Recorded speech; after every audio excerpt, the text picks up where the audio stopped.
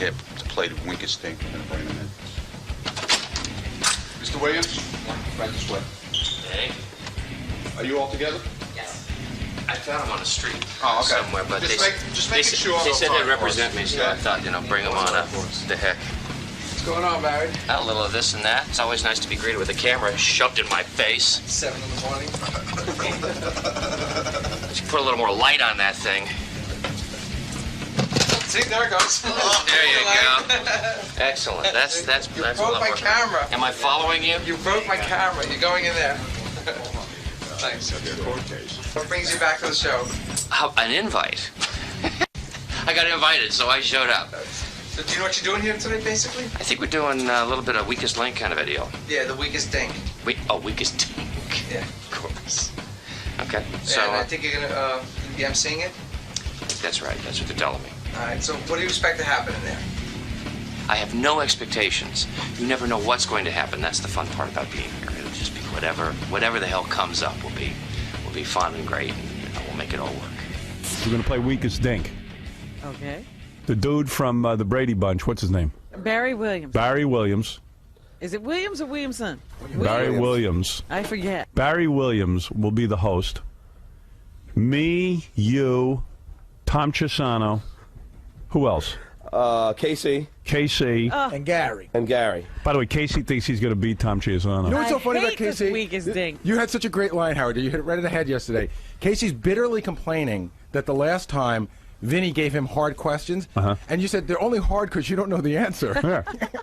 When you know the answers are easy. They're all at the same level of difficulty. Right. Which is very difficult for Casey. Sorry, Casey. No, if anybody who knows who watched it last time, Vinny screwed me because you were getting mad that there's so many questions going on.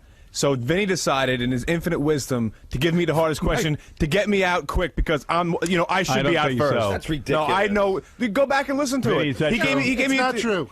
Guys are always screwing you. He's complaining. He's complaining that Casey's complaining that you got a question about Lucky Charms, but he got a question about 18th Lucky century. Charms. I never ate Lucky Charms in my life. That was the hardest question for me. It was laughable because it was two easy questions. We'll see how you For do. you, they were easy. All right, you ready, Casey? Quick, come here. You got 7 seconds to answer this. What's 3 times 14?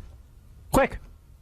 And time's up. 36. All right. The answer is 42. So you're going to lose. But that's not how the game works. You don't say, all right, hurry up, do this. Another hard question. Right. Casey, who wrote The Catcher in the Rye? J.D. Salinger. Ooh. Wow. Lincoln, Republican or Democrat? Democrat. Wrong. Lincoln. Who's the third president of the United States? Quincy Adams. Ah, wrong. Quincy Adams. It's Quincy Jones. All right, listen. Howard, you got to see what's going on in the green room. Barry's asking so many difficult questions of me of like the rules of the game. Right. I had to run out and ask Gary for help. See, that's the problem when you get a host who hasn't worked in a long time. You know what? I got to Taking it away He too took the seriously. gig from me. No, but he's I'm taking it here on my seriously. vacation. He could All be right, great we're going to host. play the game. Whoever wins, you'll be linked to a different person. We're playing for the $1 million for that person? Well, what we're playing for, they get 25,000 guaranteed. 10,000. It's 10,000. Oh, it's 10. They get 10,000 automatically, Okay. and then they get to spin a wheel. And if it lands on the right thing, they get $1 million. Oh, geez. So we're going to do that What next. pressure. Do you think Barry's still a little bit on Queer Street from the Danny Bonaducci beating? You punch drunk? Yeah. I mean, You know that was a beating. Yeah, Barry's last great appearance was the Danny Bonaducci fight on Fox, where he took a beating like a woman. Whoa! He said he was dazed from it. More than hurt. Yeah. But you also got to talk about, you know what he did? He did Celebrity Fear Factor. Oh, did he? And he played against Penn and Teller. And what happened? He lost? I don't know. Has that He can't say. been Is that really Celebrity Fear Factor? All right, there's a million things to do when we get back. We'll be back right after these words. Hello, America. I'm Alan Riddell from Lexington, Kentucky. I'm going to be playing Weakest Dink on Howard Stern, and Robin is playing for me. What do you think your chances are? Pretty good. My name's Steve Roth from Vero Beach, Florida, and Howard is playing for me. All right, now, how confident are you? Pretty confident. Howard's pretty smart. So out of everybody, you think you have the best chance? Good shot at it, yes. Hi, I'm Adam Mitchell. I'm going to be on the Weakest Dink, and Casey's going to be playing for me. Are you excited that Casey's playing for you? I'm not sure. They're telling me in the room here that I shouldn't be, but we're going to go with them. All right, what do you think your chances are? Good, real good. Hi, my name is Robin. I'm from San Clemente, and Baba Booey, Gary's playing for me on the Weakest Dink. And if I win $1 million, kids' college fund, house improvements, new car. What if you win 10 grand? If I win 10 grand, I'd have to think about that for a while. That goes fast. But What do you think your chances are?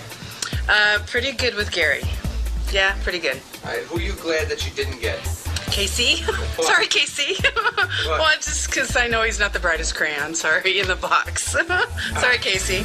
Name's Martin Lafferty. Tom's playing for me. Okay, what do you think your chances are? 20% for the 10 G's and 1% for the million if I win the 10 G's. Are you confident that Tom's going to win for you? It's a toss-up. I wish Fred was playing for me. We are back. I am now in a different location. I am standing up. I have not been 100% this week because of illness, and to stand up is a difficulty for me, but yet I'm willing to do it. Are you already laying the groundwork for not winning? No excuse. Yes.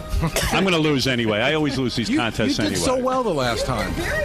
Put on the microphone, Scott. Scott, we're playing a game. Put on the microphones. For $100, I didn't know. I didn't. I can show you all the easy questions if that helps. Put on Robin's microphone. Is the microphone on? Oh my God! Here we go. I tell you something. Testing. I cannot win. I'm on. Casey? Yeah, am I here? Sure. I'm the only one who's not. It's not that Yeah, I'm I'm not here. close. All right. Then. You know what? Just don't talk. You'll be fine. Okay, she can't win. I am setting up for. And when you get a chance, Scott, no big rush. I'm not get Artie's mic on, too, at some point. Yeah, Scott. No need to prepare. It's tough. Is your mic working now? I think so. All right. There Okay. What happened, Scott? Put a mic on yourself. He can't get his mic on. Can't get my mic on. All right. We're trying some. We're on a game show set, and this is very. Well, I'm serious already business. shaking from not having a microphone, so I might not be able to answer. I don't like these contests because I always lose, and I will lose. So I'm already taking myself out of the Oh, contest. stop! You did so well last time. That's mea culpa is not necessary. All right, we're going to do Weakest Dink. Joining us this time, of course, is Robin Quivers, and Tom Chiasano, our general manager, is in the competition. I don't know why I got roped in. You know why you got roped in? Because you want me to look bad. No, because KC said he could beat you, and I said, Okay. you know what, KC, I hate to tell you, I think Tom's going to kick your ass. What's wrong with you? I'm going to beat the general manager today. Nice. And also Gary Delabate is included because he won the last time. So Did you? Yes, I don't did. remember. She did. I knew how much 199 and 199 was. Yeah, well, don't ask me that because I don't.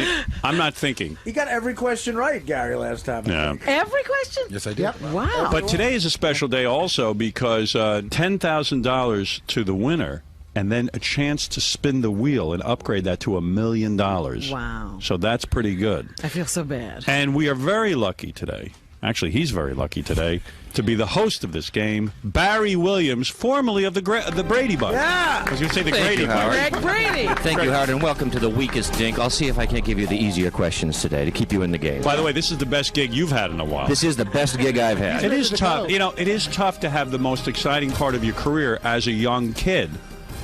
It is. I feel bad for you. That's why I've given you this gig. You think that. You don't know it. It's got to be bad. It's got to be bad. I have never been busier or had more television shows coming on. I've got another series out. I have four new. Well, wait four a new second. things coming Wait on. a second. I got stuff going on. Name two. Okay. The newest David Spade movie and the Peter Gabriel video. Oh, whoa. That was directed by Sean Penn, which I just did last Saturday. So that's cool. And Peter but what, you Gabriel get paid named for that. Sure, I did. Peter Gabriel named his song coincidentally, which is fun. He named his new single is called The Barry Wiliams Show. All right, but admit, the last big appearance you had was on that Fox show where Danny Bonaducci beat the piss out of you. Well, I've done that. I've got That's two. embarrassing. I've got 2 and 3 coming up. Now I I'm think working this on, is the best gig you've had in a long time. I did a smarter thing. Now I'm on the production side. I help arrange the matches. I interview the fighters, and I do the national involved in anthem. the, And Celebrity 3 is coming up in September, so check that out too. Actually, Did Howard, I mention the Monkeys tour? I don't care. I'm busy, man. How could you Stuff be is on the going on. Monkeys Why are you on the Monkeys tour? I open the show. Are you the fifth I do monkey? the real great. No, I open the show. I open. He comes the whole out in a cage dressed as a monkey. I got an 8-piece band behind me. Yes, I. next month on Fox, Mr. Kincaid's going to kick his ass. Really? By the way, here's a quick trivia question. What was Mr. Kincaid's first name? Quick. Got it. Ruben. Right, Ruben. Ruben Kincaid. And I'm the host of this thing. I didn't even have to answer that. You know what was Very weird? serious. Beth asked me the other night, she said to me, Get off me. what was the name, she said, get off me, and then she said, what was the name of Mr. Kincaid? What was his first name? And I said, Chet Kincaid. Actually, what was his real name? What's his real name? Dave Madden. Is it? Oh, you mean his? But why did I say actor name? Chet Kincaid? I have no idea. That was a Bill Cosby character. Chet Kincaid? Chet Kincaid From, the I first Spy. from the first Cosby show. Oh, really? And he was a gym teacher. Oh, man, I messed up. You see, I went with Chet Kincaid. I haven't known one thing yet. I know. I'm feeling Casey very, may beat me. very. All right, so out Barry of my Williams, depth. you are here today trying to convince us that your career is better than ever. No one is buying it. No one. Well, wait a second. Did he mention Celebrity Fear Factor? Yes, he did mention that. Did I mention boot camp yet? What about what is boot camp? You're going to boot camp? I'm going to do boot camp. Yeah, at the end of the month. Is that a show? Yeah, yeah, it's a Fox show. You literally go to boot camp. With, You get paid for that? I get paid for that. I'm keeping the money this time. So in on the other boxing words- thing, that was a giveaway. I gave that to the What charity. about Celebrity Fear Factor? The Fear Factor goes to charity. Only if you win. But Why would boot you give camp- that to charity? I would think you'd Because need I didn't money. have a choice. Do you have a lot of money? Yeah, I'm doing great. You get residuals from Brady Bunch? No. How about All but the original show. So that show's been pretty good to me monetarily. do you get the merchandise too? Yeah, I get the merchandise thing. You got a big house? I got a Why big- has Cribs never come I to got your two house? houses. You do? I got one in Connecticut, one in Bel Air. Really? Yeah. He got a couple of books. He's laughing at me. I only have one house. I had two houses, but one of them's gone. Lost one, okay? Well, I'm still married. Maybe you I'm know? doing worse. But he's been married a couple of times and he has two houses. Yeah, Really? exactly. Well, I had to start over then. I completely started over in '92. And you have two I houses completely started already? over. I can't believe you're doing that well. I'm shocked. Really? Yeah, because, I mean, you were a child actor, and I think a lot of these other gigs are mercy gigs. Oh well, I married up. You did? Yeah. I Oh, married your up. wife has yeah. more. Yeah, that's it. Hey, I don't mean to pour salt in the wound, but when you say completely started over, you really lost almost everything in that divorce? I owed more money than I had when I got Really? divorced. Wow. Yeah. Well, let me tell you something. Let me take you out to lunch. We'll talk. What a How can it cost you more than you have? It's all relative. It's You know all what? relative. He got off easy. He only had to give more than he had. You know, the other thing is, though, I'm listening to the lineup of gigs, Yeah. and it sounds like now he gets paid to be tortured. Hey, let me tell you something. I know, yeah.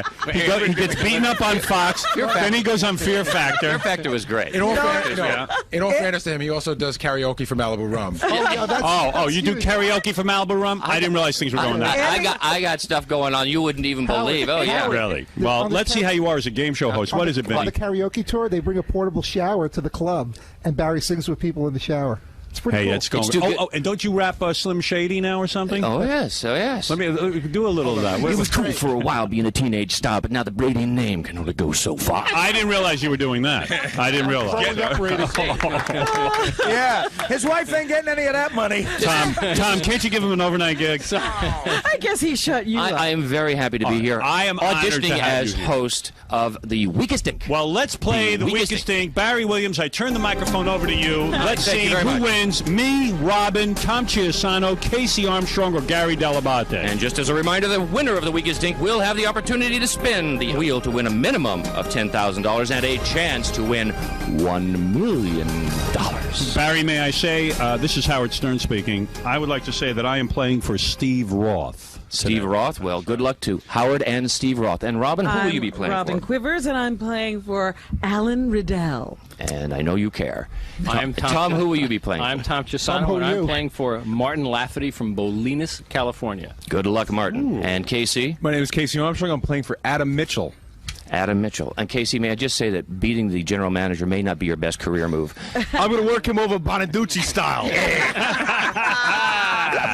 Nice. Make him your Brady bitch. Okay, and Gary. Baba Booey here. I'm playing for Robin Eldred from San Clemente, California. San Clemente, home of Richard Nixon. True. Very nice. There they are. We can see them. There they are. Just so we understand some of the great game rules, you'll have 10 seconds to answer each question, and the weakest links, whether you tie or not, will be eliminated from the game. The weakest dinks. Come on, Barry. If you tie, you're both eliminated. If you tie, you're both eliminated, because we're going to move through this I thing. lose already. And there's but go no ahead. banking or No. building, none of that No stuff. voting Just off. And the answer time starts questions. after I finish asking the question. You will have 10 seconds. And Howard, you are first. Oh, lucky me. You won the toss. In a random toss. I hate this. Do you get nervous? Yeah, I hate this. Well, Because his I color can't has think. changed. I can't think quickly with these things. Right, now watch him blow off all the questions. No, I Go won't. on. Go ahead. In the field of sports. Oh, yeah. Goodbye. In the field of Won't sports. necessarily How get many voted questions off. are in the first round, by the way? There are about 15. All right, Slew of all them. right. Show me the answers. Come on. Yeah, let's do it old In the school. field of sports. What is a battery? What is a battery? In the field of sports, what is a Look at battery? Gary smiling. I don't know. I would have to say a three something. A threesome. That's I'm sorry, Howard, and I'm sorry for the person you're playing with. It's the pitcher and the catcher in baseball. Oh, Jesus Christ. Pitcher and I catcher in wouldn't have baseball. Did you know that? All right, go ahead. For Christ's sake. Robin, Yes. Abbott and Costello are in the Baseball Hall of Fame because of what? Their routine Who's on First? That's correct. That I knew. That I knew. I knew that. Tom, who is the self-proclaimed fifth Beatle? I know that. Show off. Say anything. This is for money. Yeah, no. You know what? I don't know. You don't know. Can I answer? No. It doesn't count. No, because I could answer battery. You should know that from radio. know It's pitcher and Cousin Brucey. No. Oh, Murray the K. Oh, Murray the K, right. Murray the K, that's right. Sons of bitches. Howard, you don't even know. And your wrong answer doesn't count either. So you're still good. I meant Murray. Moving on now. Casey, with your opportunity. What cop show began with a song that warned us, don't do the crime if you can't do the time? Beretta. Correct. Look at you smiling. No, like I'm you getting know all the hard. something. You knew battery? I didn't know that. Yeah. It's like a blow to the solar plex. All right, go ahead. Gary, what do the letters in Epcot stand for? Jeez. Yeah, come on, Dopey. Epcot. Not smiling Epcot. down. Shh, give him a chance. I have not a clue. Does Casey anybody here said- know this? Does anybody on this panel know this? I know it, but Oh, go sure ahead. you do. We'll let you answer. I'm saying I don't know it. Tell him, Barry. Go ahead, Barry. Experimental Prototype Community of Tomorrow. It's an acronym. How come I get Epcot? She gets Abbott and Costello. I got battery. That was a crime. All right, my chance. Come on. I'm coming back into the game. I think you're coming back. Come on. All right, and this question is for Howard. I should know this. Beretta. Come on, you got to be quiet. It's very Take serious. it serious. My turn is very serious. I'm sorry, Marty. What is Howard Stern's first name? No, I'm just kidding there. Your question, what does summa cum laude mean? First of all, it means you graduated the second highest in your class. It's the second grade below magna cum laude. Summa cum laude. That's my answer. I'm sorry. I think they wanted the Latin translation. No, Howard might be right. I have the answer being with highest praise or highest distinction. That But would he be said the second. pronunciation. I'm wrong then, but who? The question was ambiguous and unclear. But And all right, you I'll take a missed wrong. it. You Good. graduated I want magna out of this cum laude. contest now. Anyway. If the writer of the question is, what is the ruling on this? I would give it to Howard on How? that. No, you would not. Howard said the second highest. Vinny, the ultimate I said answer. it. And Vinny, I'm taking it away from me. Hold on. Is it really below Yes, Magnum? because I The question is graduated. wrong. I graduated summa cum laude from Boston University. Not Magna. So why? Maybe I did Why does it graduate mean Magna. highest praise if it's not the highest? It's not. You're wrong. And you know what? I don't care. I want it wrong. I want out of this. I want to host. You Who write wants to be a dumb millionaire. questions. That's what we Go ahead. learned. Next one. Good. I'm glad I'm out. So you get it. Well, you know. What is the ruling on this? Let's be clear. I'm wrong. Howard's got two wrong so far. Go. I didn't know the Okay, Latin. Robin, this question is for you. What famous rock star recorded a duet of Peace on Earth, The Little Drummer Boy, with Bing Crosby shortly before Bing's death? Please. That would be David Bowie. That is correct. Please. Just because I know The Latin translation is summa cum laude, and then that question? Epcot. I know every one of Robin's so far. Go ahead, Tom Chiasano. Tom with another opportunity. What four presidential likenesses are carved in Mount Rushmore? Teddy Roosevelt. Mel Carbons. Shh, come on, please. Do I get extra time now? Yes, yes. This is for a lot of money. Teddy Roosevelt. Washington, Lincoln, Roosevelt, Teddy Roosevelt, and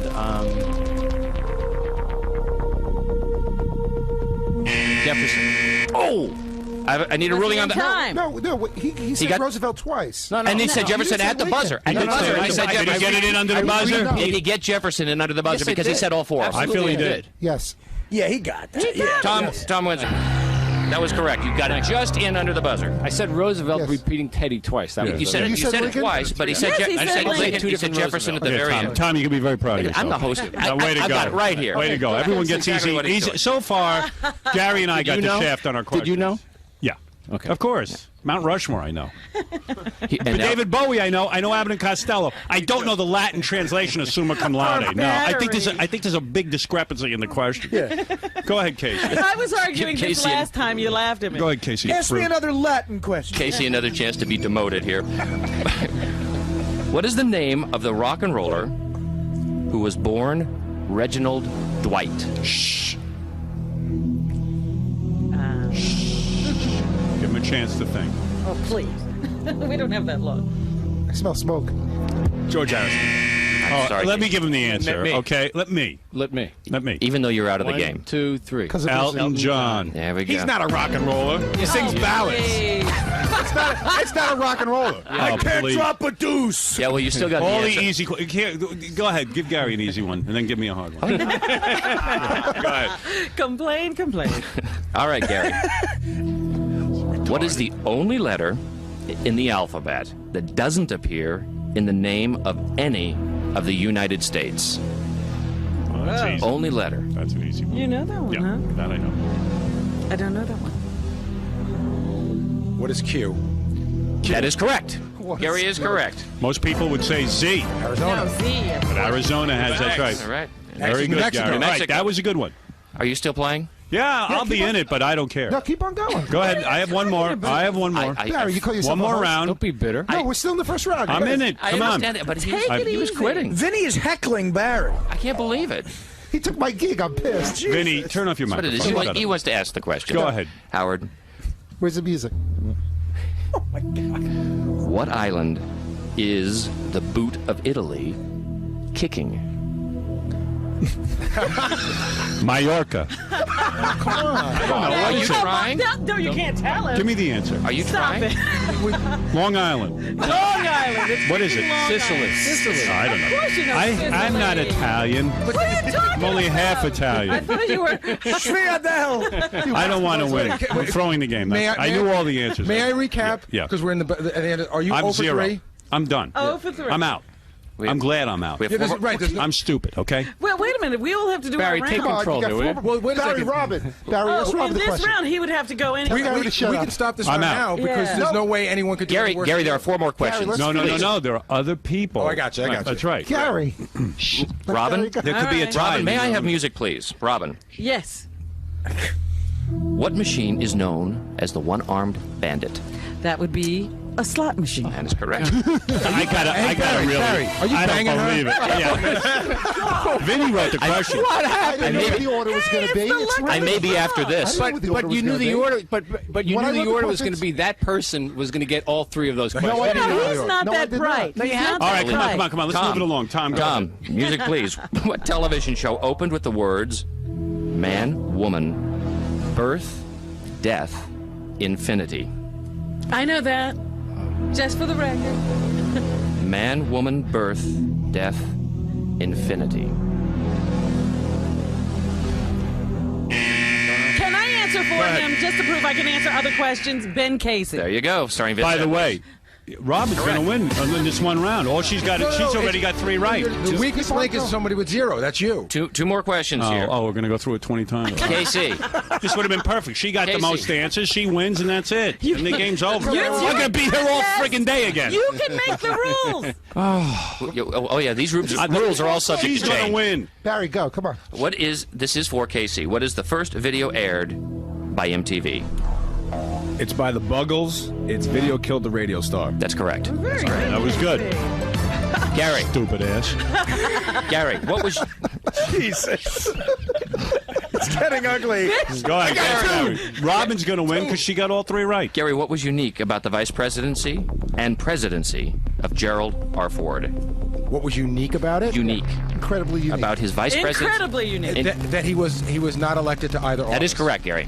And Very that, good. Well, there it is. Robin not only wins. is that correct, but that brings to the end of Okay, round 1. I lost the most. I got all 3 wrong. Right. Tom got 1 right. Casey got 1 right. 2 right. Two right. And Gary got 1 right. 2 right. 2 right. And she got 3 right. Why does she wins? I got every question you asked won me. round You guys one. are all idiots. I'm certainly the biggest idiot, and she wins. She won round 1 or the this whole game? guy gets $10,000. Is that what you want to Well, do? Yes. I think that's what I we're want to do. deciding right That's now. what I want to do. That's what And he gets... Of course, you're going to be here for a month. He gets a chance fine to spin with for a million me. from the I-1 I million. hate this game. Now, does anyone on the panel know now what Epcot Center stands for? Can I just say something first of all? Experimental Can I say something? prototype Now, this is community going to of get tomorrow. exciting. What? Who did you play for, Robin? I played for Alan Rydell of Lexington, Kentucky. right. Alan Rydell has just won $10,000 with a chance to That's spin the wheel. Barry, why are you shaking your head? Get over here. For $1 million. Barry's protesting. I'm not even protesting. I don't. The game's not over. We're fine. We're fine. Okay, that's it. That's all I need to know. Why are you protesting? No, I just want to make sure we're fine. Because you lost? No. You big baby. No, what he's trying to make sure is that we're doing within. it legally. All right, that's all. okay, That's fine. Legal stuff. All right. I don't know about legally with it, but I think I just beat Tom and Howard. You did. Yeah, he did. You did. You beat us. So what? So what? So that's great. I knew the answers to every one of yours, Elton you did. John. Yeah. Yeah, but the difference is, this time I got to ease your question. Hey, Howard, it proves it's a crapshoot. Yeah. You know what the problem is? Vinny puts hard questions with easy questions. It should be all the same level. I know. He doesn't understand what the level is. It was so unfair. I And there's didn't know got to be what the order rotation. was going to be. I mean, Now, where It's is... the luck of the draw. but it shouldn't be. No. There should be something that It should be gets the same questions level. to be the same All right, level. I don't care. A, B, C. How do you make that they're jump? I want to always meet hard the when guy. you don't Here's the know guy. them. Here's the guy. Here's the guy. All right, here, Hey, here, Marty, go to I'm Michael. sorry, man. He's schlepping the board like Christ. We have some show. All right, Robin, you have one for Alan Rydell from Lexington, Kentucky. By the way, Barry Williams was an excellent host, and I would invite him back to do this again. In spite of what everybody says about Vinny you, you were sucks great. as a- He'd rather as a play with question Millionaire. picker, but Barry was very good. Yeah, what is that, Barry? I'd rather play Millionaire. Well, next time maybe we'll do Millionaire. Great. You're really good at this. You're You good at were. it. You Thank were you very much. wonderful. You know, I felt bad for you at the beginning of this because you were a child star, but It seems you can handle yourself. right. It seems you still got get some right out. ability. All right, Alan, you did. Alan, you sat in the green You room, sat in the green room. and Robin won for you. Thank you. She answered the most questions, therefore she is the winner, and you are the winner. I was glad to do it for you. Now, this is exciting. This is the big moment. All right, you are going to get, Alan, a chance to spin this wheel. As you can see, everything is marked $10,000. There's one marking that says $1 million. Just one? Just one. It's a shot at $1 million. I felt like you had 3 easy questions. Alan, what do you do for a living? I deliver pizzas. You deliver pizza. So this would probably increase your income 2 times. Howard, this is $1 million tips. Yeah. Right. This is $1 million You know what? tips. $10,000 would change his life. Right. You're already ahead of the game. Actually, a sandwich would change his life. What would you do with $1 million if you won it? Probably just buy a house, invest some. Buy a house, invest. Sounds good. Yeah, stocks are Smart good. man. Yeah. Give some to Barry. Smart. Pay off the ex-wife. Yeah. Isn't it 2 ex-wives? Yeah, no. That's just one? Just one? No. Okay. You're still paying that first wife? No, that's done too. Oh. That was just the trial marriage, and now I'm in the real one. Now he's delivering pizza. So you chose the lump sum payout over the annuity? All right, so here it is. Your shot. Are you ready to do it? Now you have to spin it very hard. How old a gentleman are we dealing with here? I'm 22. All right. Yes, I was once 22. All right, here we go. Now get ready to put some thought into this. Spin it hard, though. It's got to go around and around and around and around. What are the odds, Howard? Here we go. What are the odds? Yeah, 1 in 100, I think. Yeah. Okay, that's not that bad. It's not bad. It's better than the odds to get on the show. That's right. Here we go. Do it. A pizza delivery guy spinning for $1 million. Robin has her fingers crossed. Boy, you gave that a real spin. Why don't you put those fingers in my crotch? Do me a favor. This is taking longer than it took to play the game. That's okay. That's okay. Here we go. Round and round she goes. Where she stops, nobody knows. I'm getting dizzy looking at the wheel. I know, it's really going. I'm taking a look here. This is exciting. This looks good. Looks good. I think he might get it. Oh, He's got a shot. He's got a shot. Oh, it's coming by. Oh, wait, we got a full time around. I think you're going to get it. Let it go. Oh, my God. Let it go. Let it go. Let it go. Oh, you're nowhere close, bro. You know what? I think you got to keep the pizza job. $10,000 ain't shabby, You though, know what brother. you get? You get to leapfrog with a naked Benji. All right, so here, Howard, from i1.com is John Broad to present the check. You want a fake check? Alan, congratulations on the 10 grand. We love giving away money every single day. We give it away $10,000 just for using our search engine on our site, and we're happy to do it for you today in the Howard Stern Show. You're a winner. Thank you. I'm a 10,000 air. You're a 10,000 air. Let me tell you something. And They how much? don't grow on trees, you know. That's right. I bet you a lot of chicks are going to come on to you now, and I want you to be careful. Thank you. Just remember when you were a plain old pizza delivery guy, where were those women then? Back in the day, I'll remember that. Okay. Now I'm going to buy my friend's computer. Thanks to Barry Williams, who, of course, is the great host of Weakest Dink here today. Hey, Barry, what's your website? Yeah, anything you want to know about what's coming up, what I'm really doing, and Oh, yeah, I can't wait to find out. BarryWilliams.com. All right, we'll be back right after these words. The Weakest Dink. Tom, what happened, Tom? I got, I'm not into the old TV. I get stuck twice on those. Are you embarrassed at all that you lost to these guys? I'm embarrassed that Casey knew 2 and I only knew 1. But I take my question in terms of the difficulty, against any of the questions that were asked. I don't know how many people knew those 4. How do you feel your performance went for your first hosting job? That wasn't a performance. I was simply hosting, trying to facilitate the game, keep it moving, keep it going. What happened? Well, I was getting interrupted a lot, but you see, even though I was given the hosting chores, one must always remember whose show it is. And if the host of the actual show is interrupting, you got to kind of go with that flow. Right. But actually, Howard was very complimentary. He said that it went very well, and I have become the quintessential host. So, Howard, we're holding you to that. I'm coming back in. We'll do it and do it and do it. We'll keep having fun and winning money for people. It was great. I loved it. I had a great time doing it. All right. I may have a future in game shows now. Yeah, do you think so? Yeah. That's where you're going to go? Barry Wiliams, former child star, game show host. So you won, man. Congratulations. So how does it feel? Pretty good. Were you surprised that Robin was the one that actually won? Yeah, I guess. I guess. Well, do you want to thank her? Yeah, I did thank her, but definitely, thank her here again. Okay, where is she? No, just thank. Oh, thank you, Robin, very much for getting all the questions right and having me win at $10,000. That's great. Let me see your check. I know that feeling. Feel good, huh? Yes. Kind of afraid to walk back.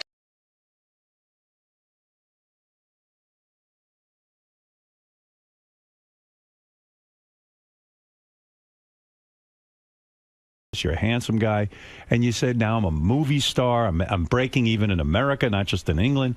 And you kind of said, listen, I have a right now to fuck as many women as I want and leave them crippled in your path. I mean, really. I tried not to cripple anyone. Right.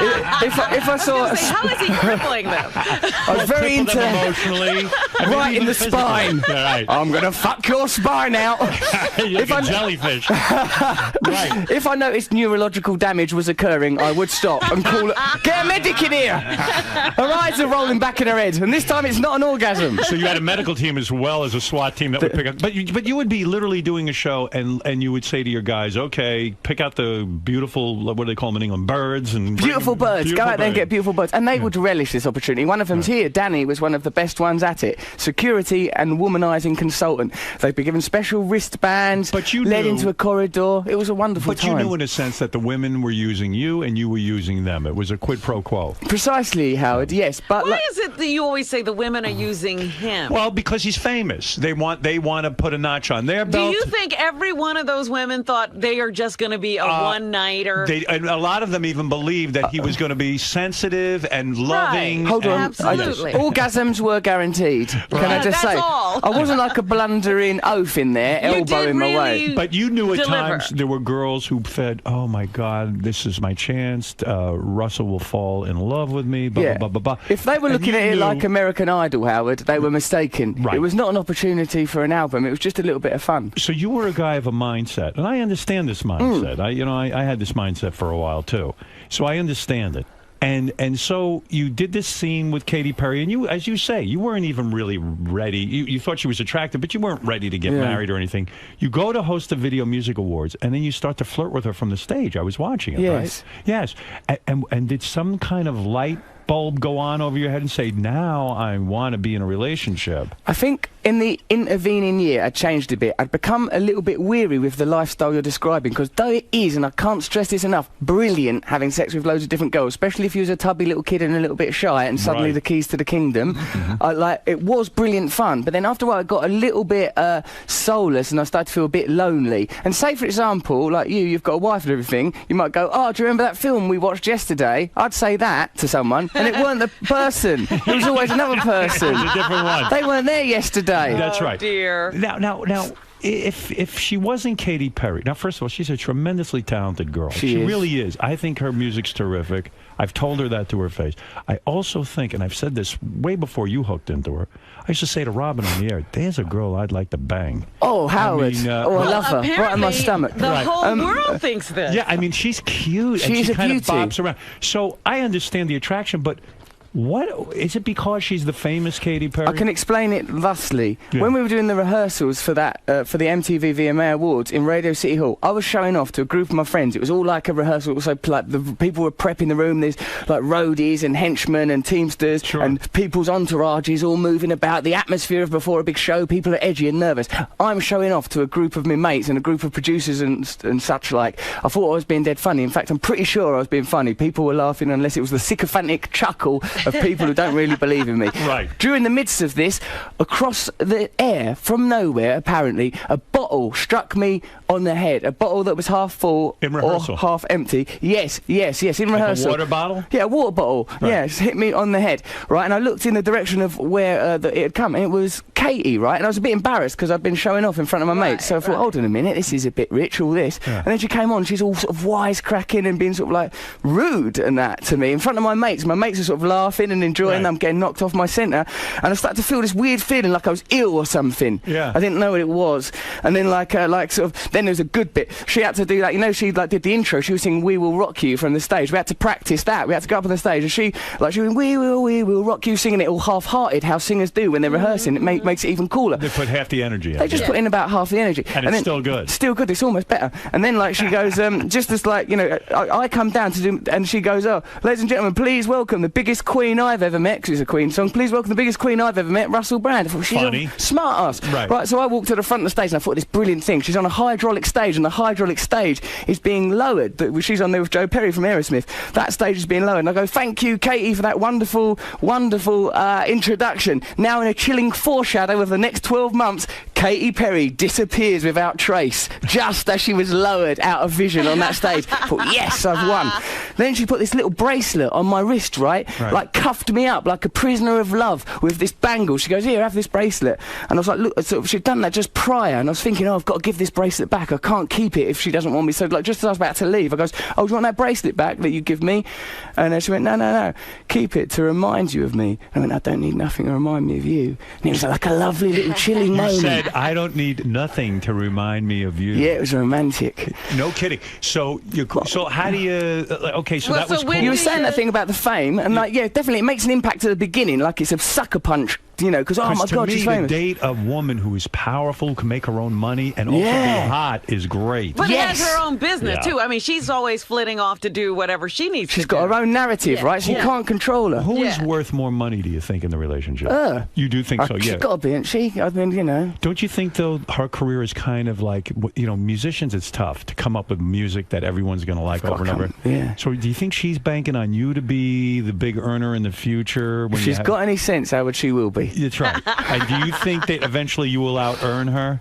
Well, I mean, I don't know about it in those terms, but I'm not planning to have a mediocre career. I'm going to work hard. You're not going to coast now. I'm not coasting. Okay. You've got 7 movies in development, from what I read. You've got this brand new movie, by the way, which I should say. Oh yes, I've got to I should. I mean, you got a lot going on. Something is needing to be plugged, all right? Yeah, what am I? Not as much as I used to have. I used to need to plug everything. You're also working on the movie Arthur, a remake. Yeah, we're remaking that. Where a woman is going to play your butler. Helen Mirren, Dame Helen Mirren. The Queen. My point is, you've got a lot of stuff going on. Yes. So Katy Perry gives you this incredible sort of like, hey, I'm interested in you moment at the MTV Awards. You get on TV and you say, boy, there's a girl I'd love to have sex with, or however you put it. Well, yeah, it was much more like this feeling of powerful sort of yearning and resonance in my stomach. Now, that was new to you. Did you call her? It made me feel weird. You call her that night? She called me later and goes, do you want to go to this Jay-Z concert with her and all her friends? I thought, I don't want to get submerged into the world of all her friends, so I sort of...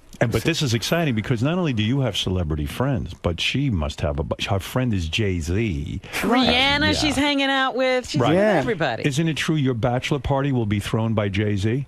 No, it isn't. Sometimes I read things like that, but if I have remember, I don't drink or take drugs or anything like that. I'm not suggesting Jay-Z does, but if I have a bachelor party, it'll be a dull affair, most likely held in a garden. Right, it'll probably be a dinner of some sort. Thank you for coming, gentlemen. I am no longer a bachelor. Hip hip hooray! That was my bachelor party. A bunch of guys went to dinner and I went home. Right, yeah. I said no strip club for me because what's the point? What's the point? You know, if I'm really in love, do I really need that? That's right. Yeah. There's only trouble at strip clubs. No good can come from a strip club, not No. for a man who's getting married. No way. It's nice to use it as a takeaway service when it exists as an opportunity. Is it true Katie's bachelorette party will be thrown by Rihanna? I believe that might be the case. See, that's exciting stuff going on. I am excited by the celebrity things. Don't get me wrong, because it's sort of like it seems big, and to your on some level it represents as important. But without the sort of like like really relationships, in a room with someone, you think, oh my God, she's really bright and special and loving. So you go out with her that night to Jay-Z. Yes. And you. I didn't go. I said no, I'm not coming. Why? Because I didn't want to be all dragged off into someone else's life. I was nervous.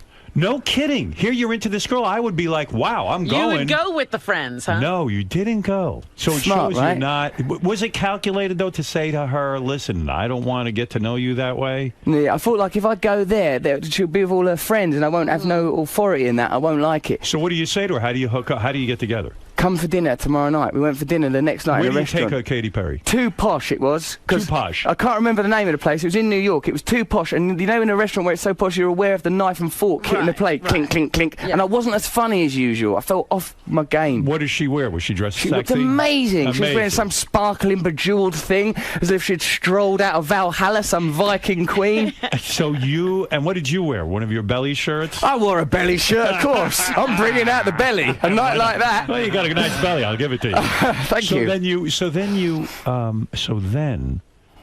you're on this date. Yes. You go to a restaurant. I assume a lot of photographers come and take your picture. Actually, no. It was quite sort of quiet. It was in New York. No one knew about it or, See, that's or what's didn't nice care. about New York, isn't it? Yeah. So we just went. It was all right. And so you're out. You have this dinner. Do you go back to your place? Do you go back to your hotel? Where do you go? Well, she did come back. We just had a little kiss, and then she went home, which again was very confusing because that's normally the bit for the sex. Yeah, you went to the hotel, your hotel. My hotel. Yeah, and you kissed. You made out a little bit. A little bit of kissing, just kissing. And then you said, "Hey, baby," you go for the titty. And then Good night. I did not go for the titty. You didn't go for the titty. No, I was just sort of like, because I'm all bamboozled with all these feelings, these confusing feelings. Because you've never felt, you find yourself actually caring about her, right? Yeah, which was very strange. I was not used to be a musketeer. So she left. Yeah, I did. Did you beat off that night? That night, I don't think so, because I think I had this peculiar emotional block that meant my penis looked unusual down there. It was just like an exclamation mark between my legs. Being the open kind of guy you are, you're a very open kind of guy. I mean, I don't know what you're like off, when you're Who knows when you're not here what you're like? I drop this facade and go out and kick dogs. Yeah, you're probably a demon. So do you call her up afterwards and say, I'm confused, all we did was kiss, I thought maybe there was more there. What do you do? What happened was, there was this one of the bits that was very striking, Howard, is there's a bit I was talking to her at dinner, and I felt like when you took too much acid and you get this sort of wave of, oh no, my whole identity's melting, the world is an illusion, nothing's real, oh God, everything I believe in's falling apart. And like sometimes when you're on acid, you'll go to someone, I'm frightened, they'll go, it's all right, just breathe, go with it, man, just go with it. And I went to her, I feel a bit like, and I've nearly went on the first dinner, I nearly went, I love you! Right, I nearly sort of screamed it in a panic attack. Is she that great that you loved her on the first? I mean, like you really thought you were in love? Yes, on that dinner, I thought, I'm going to marry her. I'm going to marry her. You really felt that way? Totally, like a big smash through the heart with a horse and carriage. As a man who was a heroin addict and had a lot of problems, do you start to doubt yourself and go, with this feeling of love, maybe it's just like, maybe one of my crazy things? Maybe it's an addiction thing. I did wonder. You suffer from OCD, I know that. You have all of this. Does he have OCD too? Yes, he does. And he practices transcendental meditation. I do, like I'm well into it. Yeah. Really? Yeah, Me too. How many years? Unified Field. I just started about that time, actually. I learned it off this fella, Bobby Roth. He taught me around the time that I met Katie. It was very, very succinct and all at the same helpful. time. Yeah, because it helped me, because like from that date, from that mad acid rush of feeling like I was in love, where she just went, like, I feel a bit strange. She went, it's all right, what's your favourite film? Just like as how you would talk someone down. It was like Elephant Man. And then everything was okay. And like from then, I learned transcendental meditation. I went off to some prison in Louisiana to make a documentary, and everything changed. Stopped that day, honestly. Not cheated on her, not done nothing wrong. Not got off with other birds, not messed around. When did you see her again? Do you think the TM... 2 weeks later. I've been doing TM for 36 years, and when I started, I stopped smoking spontaneously. A lot of things happened to me. So do you think that maybe from the TM, even your mindset changed about women? I believe it may have done, Howard. That's very possible. Because I think you were accessing stress. Yes, you. I don't think that his mindset about women necessarily changed. His mind changed about his life. Maybe he's in love with TM and not Katie. Oh! So wait. No, so Katie, because so it's you definitely say- her. I'm not sort of projecting these feelings willy-nilly all over the shop. It was at the level of conversation. You had a lot of things in common at that dinner, and you just said, gee, this girl just turns me on. This is the one. This is that. I can talk to her. These others I don't even want to stay with. That's right. Yeah. So how long before you get into her pants where you can actually have coitus? Well, the act of coitus, Howard, occurred sometimes. Well, obviously, because I love her, I want to be protective to some degree of our privacy, which is another odd thing for me, because in the past, everything for me has been for comedy. I've had no privacy and no regard. Bloody ages, right? What happened was, we didn't see each other for a couple of weeks. Why is that? Because, of scheduling things. I was off making this documentary about enlightenment in a prison in Louisiana with condemned men sleeping with rapists and murderers. About enlightenment vis-a-vis TM or just enlightenment in general? Enlightenment in general, but TM, we went to Fairfield to learn with all them, like the Transcendental Meditation people, as part of the same project. Oh, is that how it happened? Yes. Also this. You said that as if something suspicious was going on. Yeah, you didn't just come by it. You were doing some work, and it just... you came upon Yes, that's true. Yeah, I was doing an investigative project. So you don't see Katy Perry for a couple of weeks. Then she calls up and she goes, she was meant to be going on holiday to Thailand with a friend of hers, Suzanne, and this friend got sick and couldn't go. She goes, do you want to come to Thailand? But do you call each other every day since the first date? I write these letters to her that were like Edwardian epistles. My dear, I'm looking out the window. I saw a nightingale nesting. Everything's gone all mental and romantic. Like in those old movies where the guy, they only have letters, and you became a man of letters. You were writing letters, or are these emails or texts? I wrote on parchment with a feather. Did you write love poetry to her? Yes. Like give me an example of a poem you wrote. I wrote to this Katy thing. Perry. She told me she was. I mean, this is sort of private. It's because you coax things out of people, don't you? You smash through people's intimacy. Well, there was this thing where I was in she was making a music video and she was in a fountain, and I'd been meditating and I was in that prison being looked after by a lovable rapist, and he was quite nice actually. It's confusing when you meet someone who's a rapist and they're quite nice. This is confusing. I'm liking a rapist. Why can't you have proper sex? You actually met a rapist and said, gee, he seems nice except for the fact that he's a rapist. Were it not for these rapes, you'd be a thoroughly nice man. I understand. With me, all you'd have to do is buy me a cup of coffee. I understand Charles Manson's lovely. When you're not being killed by him.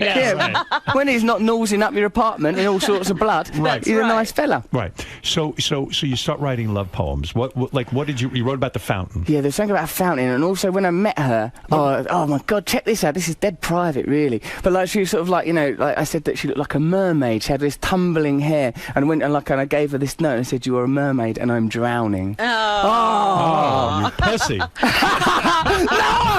I fucked so many women. 5 a day I was Put doing. those headphones The on. Russell Brand Easter hot tub party was legendary. Lined up they were. I love love stories. I do. I love a love story. You said I was a pussy. No, I'm kidding with you. Listen, Now the whole world Can I tell you something? knows. Shit! I think it's sort of sweet that you're able to open that side of yourself up after all the years of being a womanizer. But were you afraid that would turn her off? Like maybe you were coming on too strong. You're a mermaid with your hair. All right, don't mention the mermaid thing. I really regret it. Turned around and said, "Pussy." She does take the piss. She's cold with that stuff. But in all seriousness, that's a risk, isn't it, for you to open Yes, yourself it's an up? emotional risk. Do you know what surprised me, Howard? Because she could have turned around and said, "Oh, this guy's dear, whacked." Yeah. mermaid. You make me feel a bit sick, dude. Excuse me while I kiss the sky. Yeah. Right. She no, And but plus, she is a poet by living, in a sense, and you're probably saying, "Gee, maybe my poetry kind of sucks." Yeah, how compared can to I her write to poetry." someone who writes? hold on a second. Let's not call my poetry into question. I'm an Englishman. Right. Country of Shakespeare and Wordsworth. Wait a minute, it's the Irish who are really known for poetry. Yeah, no, Beckett, Wilde, I gotcha. But it's the same language. But so you become a man of letters, and you start writing, and this is an unusual feeling. You're not looking at other girls. You're saying, "I'm focused on this Katy Perry." And we always thought it was going to be a British girl for you. No. All of a sudden, it's an American. It's a whole thing. American. Weird. Her parents are preachers. I know. Now, when you that's met, right. you look kind of like, rock starish. The devil, actually. The devil, yeah. Madam! Did you, when you met her parents? Yeah. I know. They're evangelists, aren't they? But they're actually very lovely. They're evangelists. They're new. They're like born again Christians or whatever. Which when I heard it, I thought, oh, this ain't going to go well. Right? But her dad hung out with Tim Leary and sort of like Christianity via madness. And her mum went to Berkeley, San Francisco, and Berkeley. That's it. That's the one. Thank you. And she went to a Doors concert and danced once with Jimi Hendrix. So they're not total straights. No, they see me and I think I'm might be like a window window back to the glorious 60s. Is her mom hot like she is? Yeah, Mum is pretty hot, so that's good news, isn't and it? no chance you going berserk and then banging the mom and. Well, I think that I mean, let's speculate. Hold on, let's try this out. Perhaps yes, the entire parent. Why stop there? Do you find that? So here's something that disturbs me, though. Yes. After 4 months of going out, and out of that 4 months, maybe you saw each other for a few weeks because you both are on the road and you have tours, and she has tours, you have movies. I mean, in 4 months, you ask her to marry you. Yeah. Because I was tell the you, sex the best sex you ever had? That is a wonderful aspect of the relationship, but it's much more.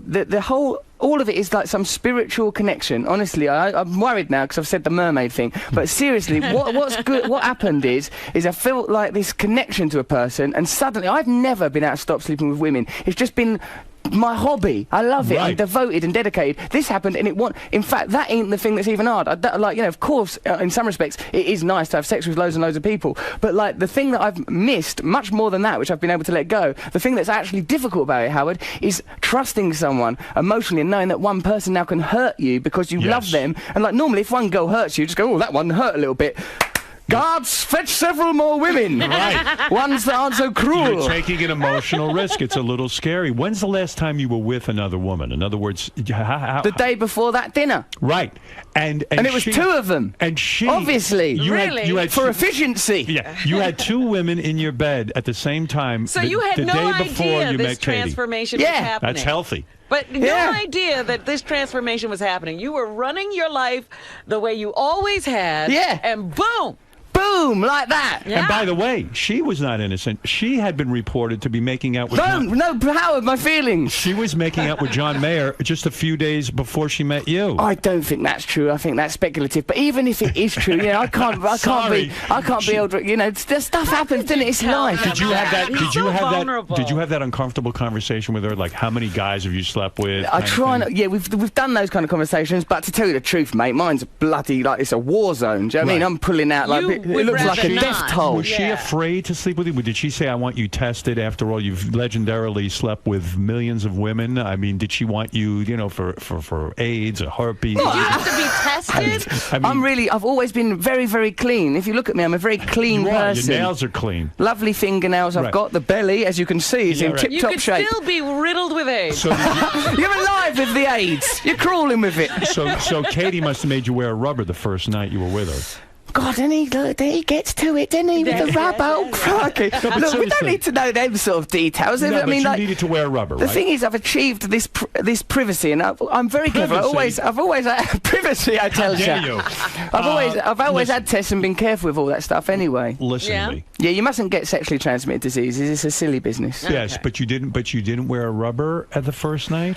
Well, is that what you're saying? What I'm saying, Howard, is the love of this woman has led me to have this area of my life that I want to protect. That previously I would have, there's stuff that's happened that's been really funny, and I can't do it. Do you think you could really be trusted in a marriage? I mean, don't you think at some point the novelty is going to work? I mean, you guys really haven't known each other that long. Okay, 4 months. How long should they wait? Didn't Katie's parents say to you, "Listen, son, 4 months you've been dating my daughter.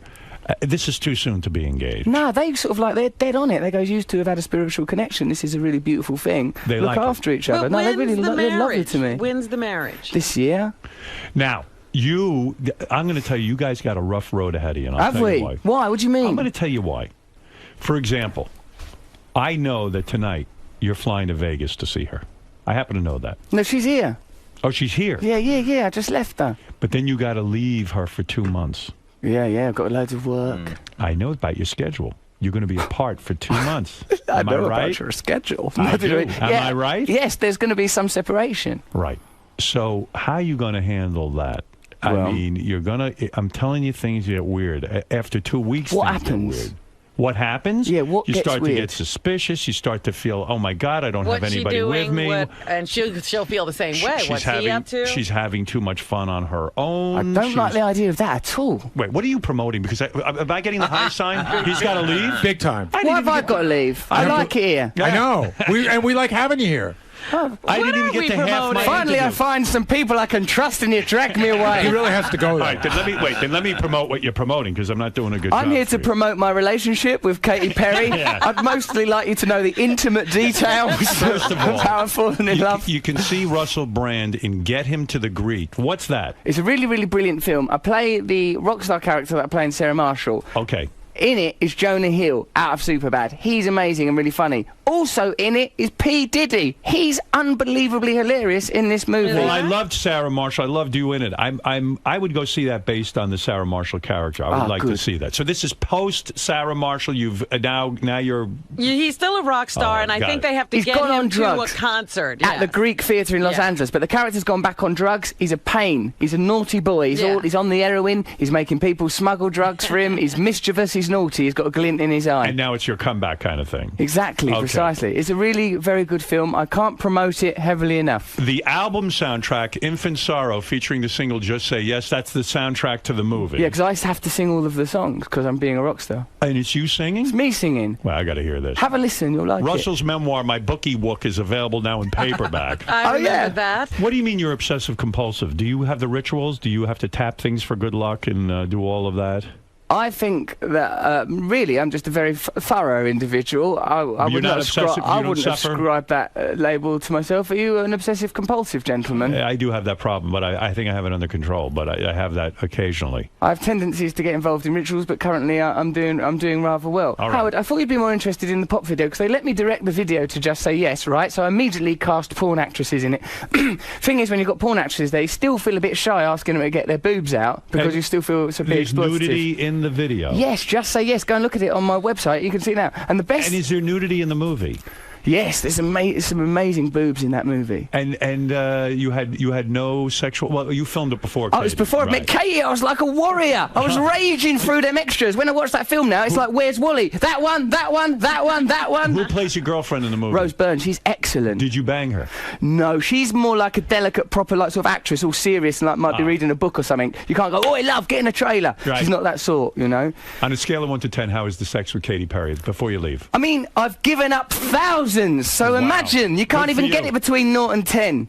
When you guys hang out at home, does she ever come out and like just bring out a guitar and say, "I just wrote a song"? And she did that when we were on holiday. It's so nice. Yeah. Did she ever write a song about you yet? Yeah. A love song? It's amazing. Get the fuck out of here. I've had a song written about me. Do you ever make love and then she just brings out the guitar, or does she start playing the guitar and you get all horny because she's singing? And Howard has these fantasies about. Get all horny because of the guitar. Yeah. I'll just do it with the guitar. If I start feeling that, I'll get that cat gut on my nuts. Does she ever perform nude, like in front of you, just like cross her legs and she's naked and her whole vagina's out and like she's just singing and playing her Howard, guitar? no, because that would be, if I'm going to have sex, I get to the sex. I don't go, and could you do a warm-up, do a couple of numbers? How many days in a row have you spent together? How many days in a row? Because you're always busy with these movies and stuff. How many days in a row have you actually tolerated being in the same room with one another? Maybe a month, like at home, yeah. Okay, all right. We live in domesticity. What is it? They're flipping out. They're flipping out. Hold on, they're saying Christmas to you. Listen to me.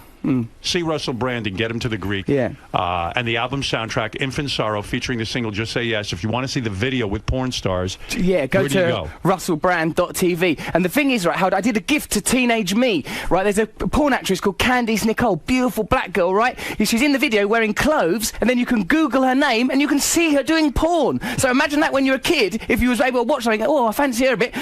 Google her name, you can see her covered in human sperm. Candice Nicole, she's a brilliant actor. Russell. Yes, sir. I'm happy for you. Congratulations. Thanks, on your I do love her. It's legit. Now, where's the wedding going to be, and am I invited? Do you think you'd come?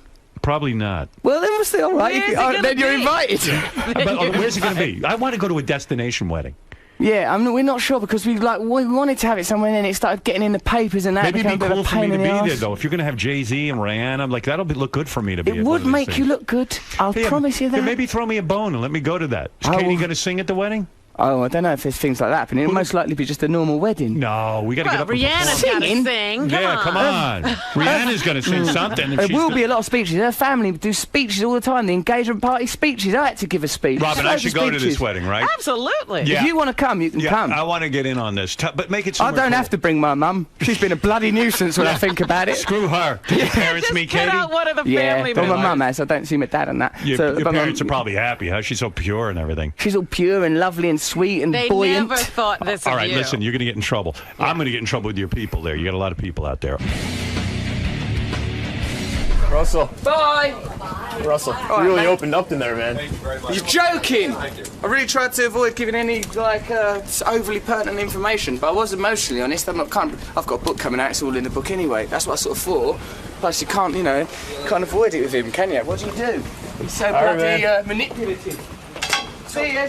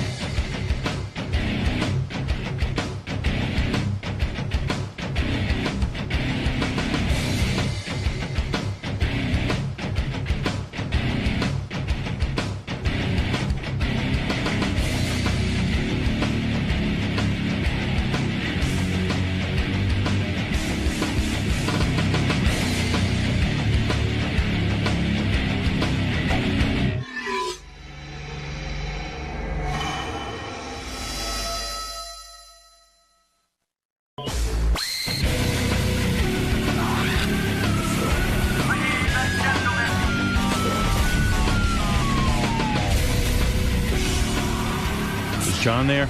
Yeah. Wait, shit. I know I'm going to end up hanging up on John. You got me. I do? Yeah. All right, good. All right, wait, I'm going to make sure. I'm up at 4:30 because I was so infuriated by your shows this week. Yeah, John called me last night at home. I had a thing going on. I had to talk to my daughter on the phone. Uh-huh. No, I was hurt. Yeah, so John called me last night. He's all fucking upset about my LA trip, the LA party. I love this guy. I knew yesterday would upset him. I hang with this guy. I've been on vacation with this guy. Yeah. I've gone through his whole marriage. I almost had a foursome with him and his wife. I mean, there's history here. Yeah, I almost had to have sex with his wife for him. Yeah. I mean, it's not like I haven't put myself out. You took care of his wife for a whole day once. I sure did. What a horrible day. John went to work, and I had to sit there and have cocktails. What? Nothing. Shit. That's not true. Not true. I'm Vicodin. Anyway. Who would do that? No, I've just been getting calls, from everyone saying, oh, I thought he was your friend. What? I don't know how I took, how I was the shithead at the party. You weren't a shithead. Well, no, yesterday you really came down hard on him when Jimmy was here. You two both also said that he was a bummer at the party. And so did you, Robin. No, here's what happened. I wasn't there. Robin was the one who said it. That's why you should have commented.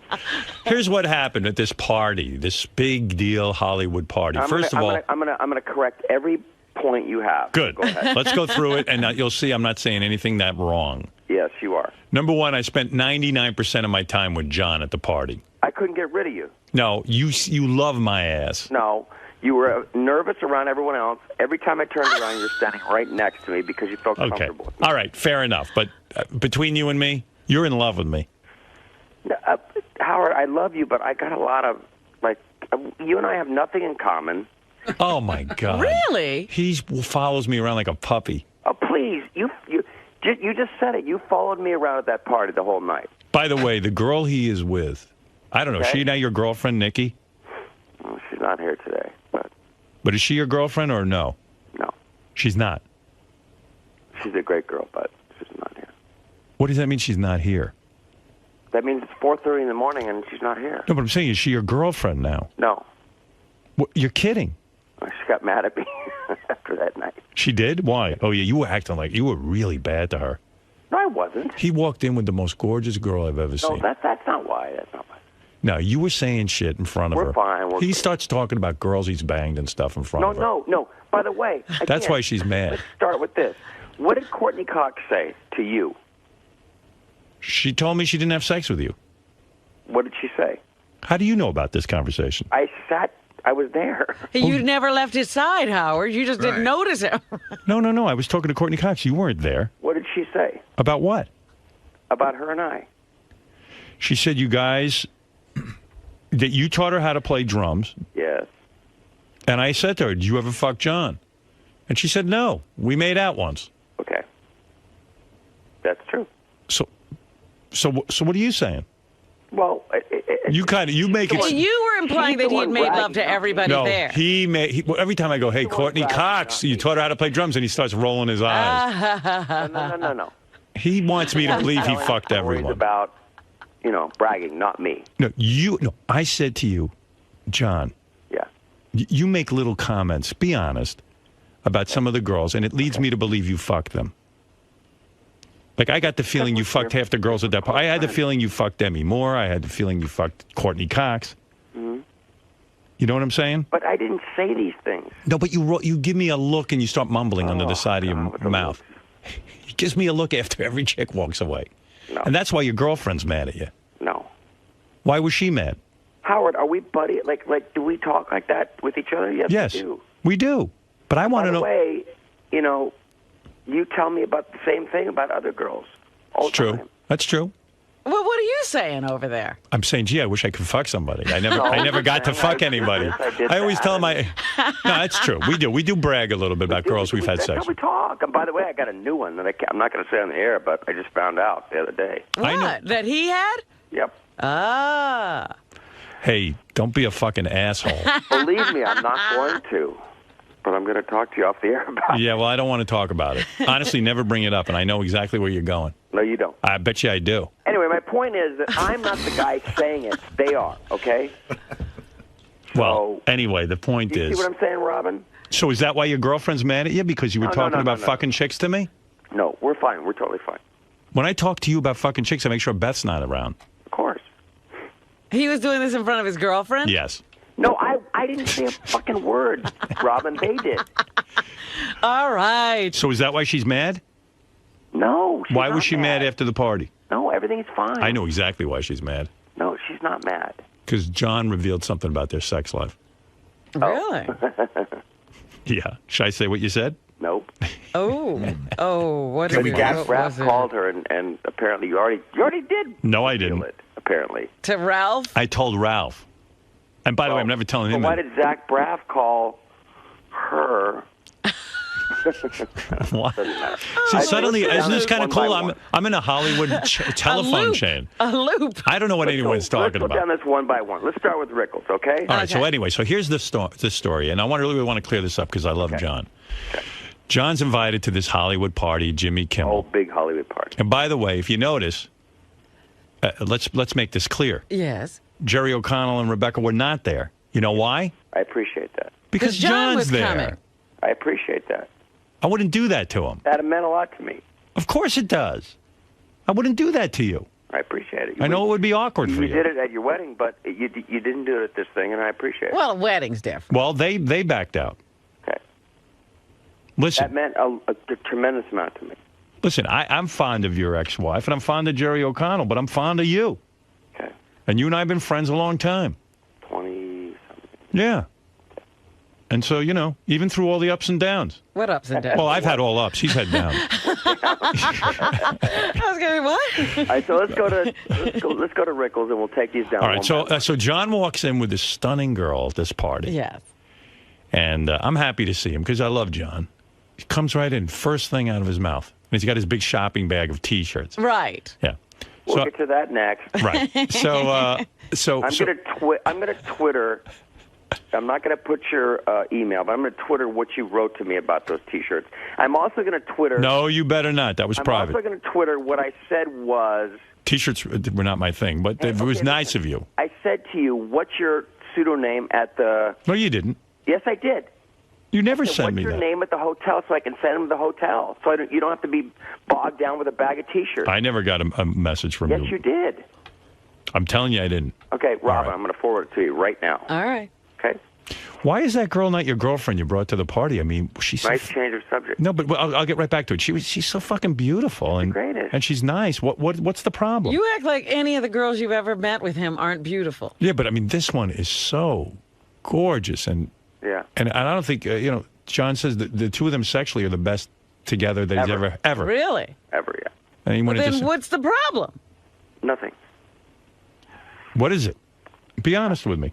Why can't she be your girlfriend? She's in love with you. Huh? What, is it too new? What's going on?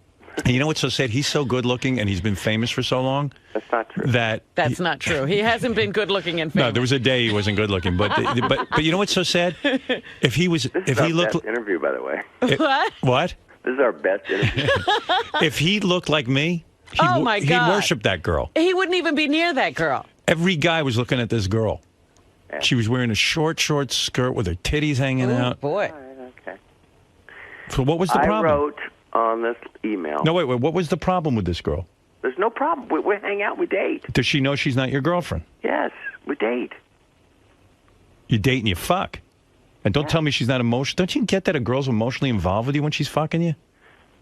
I need to go to therapy. No, but no, seriously, do you think that she can just keep fucking you and you keep like saying she's not your girlfriend? I mean, at some point you're going to destroy this girl. Either set her free or He's love her. not going to destroy her, but she'll have to move on like all the girls do. So you also date other girls?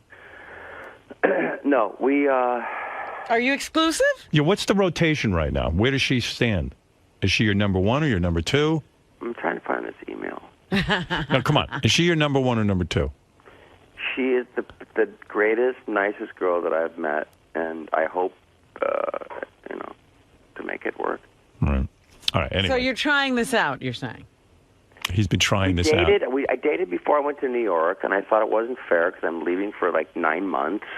Oh. And so now I'm back, and Listen how casual he is about women. Isn't it great to be that good looking? Because because he was going to New York, like there aren't planes, and he's not a wealthy man. Yeah, right. Like, now I'm telling you, if you saw this girl, she's better looking than any girl on the planet. And he's like, no big deal. I'm going to New York. It's like, I'm going to school. In New York, there's a whole bunch of other good-looking girls. This fucking guy fucks more than anybody on the planet. hey, you're a douchebag. No, I'm I not. send you a letter saying. No, wait. Stick with this Tell me topic. your name so I can send up T-shirts to your. You never your sent hotel. it. You never sent it. It never got to me. Come on, Howard, please. You're lying. I just don't. I don't recall seeing it. Well, you don't recall, but I promise you I sent it. Must be a girl trying to break in on the line. That's her calling. Desperate. This girl's hardly desperate, and she chases him around, man. It must be great to be you. All right, so what's next? All right, let's so go to as far as your T-shirts that you brought me that, they had to be at the party, why not just mail them to me in New York? And Ralph told me he told you that he would just mail it to him. Because I asked, because they sent them to me. It's worn-free. They're great T-shirts. Yeah. And I asked what your fake name was at the hotel, and you never answered me. All right, anyway, I don't care. Listen, it was very nice of you to bring them. Of course. All right. But you said I'm a shithead, and you threw them in the garbage. Well, I did throw them in the garbage. That's bullshit. No, it's true. That's not nice. It's not nice, but I'm being honest with you. What am I going to wear? Jesus Saves? Well, give them to somebody else. Nah, just threw them out. It was easier. Jesus Saves. I threw out all the shirts. I'm trying to do something nice. And by the way, Robin, yes. You said, why would John bring you a gift? I brought Jimmy a $400 bottle of red wine. Okay, well, he didn't tell us. Okay, well, you didn't. I didn't know that. You didn't know that, so you shouldn't comment on it. Hey, John, so here was my beef. And it's not even a beef. I love you. And I thought it was kind of fun. But John walked in, and the first thing out of his mouth is, oh, my God. And I didn't even mind so much, but Jimmy got really... Jimmy was bummed. Yeah, Jimmy was really bummed. Because Jimmy talked to me about it the next day. It was like the first thing he brought up. Jimmy should be bummed. Here's the thing. Okay. But when we were putting together this party, and mostly, like Jimmy would say, hey, this one, that one, I'm going to invite him, or I know this guy, and I'm going to ask him to come to the party. Yeah. It's going to be a Hollywood party. Yeah. The guy from Survivor, your best friend. Yeah, by the way, I heard John was completely livid that the guy, Jeff Probst, No, was he's my coming. friend. We work out every morning. I love him. Bullshit. But why couldn't he be there? What's the problem? John's snobby. I see. Yeah. No, he could be there, but why not Rickles? Because John, I had no idea. I don't even know Don Rickles. I've had him on my show. Don called me, okay? John, you walk into a party and you go like this, oh, man, No. Rickles is really upset. No. Rickles is pissed. You didn't invite him to the party. I go, that's like saying, well, gee, George Bush is upset. I mean, Don Rickles, an 80-year-old guy. I hardly know the guy. I don't even know him. I wouldn't even think to, why didn't you pick up the phone and say to me, Don Rickles wants to come? I'd say, oh, I'm very complimented. Have him come. Here's why. Why didn't you bring it up before the party? Here's why I said it. Because he was upset. His son heard you talking about the party. Yeah. Okay? So he was upset that he wasn't invited because he feels close to Jimmy, okay? Right. He's going on Jimmy's show in 2 weeks. Yeah.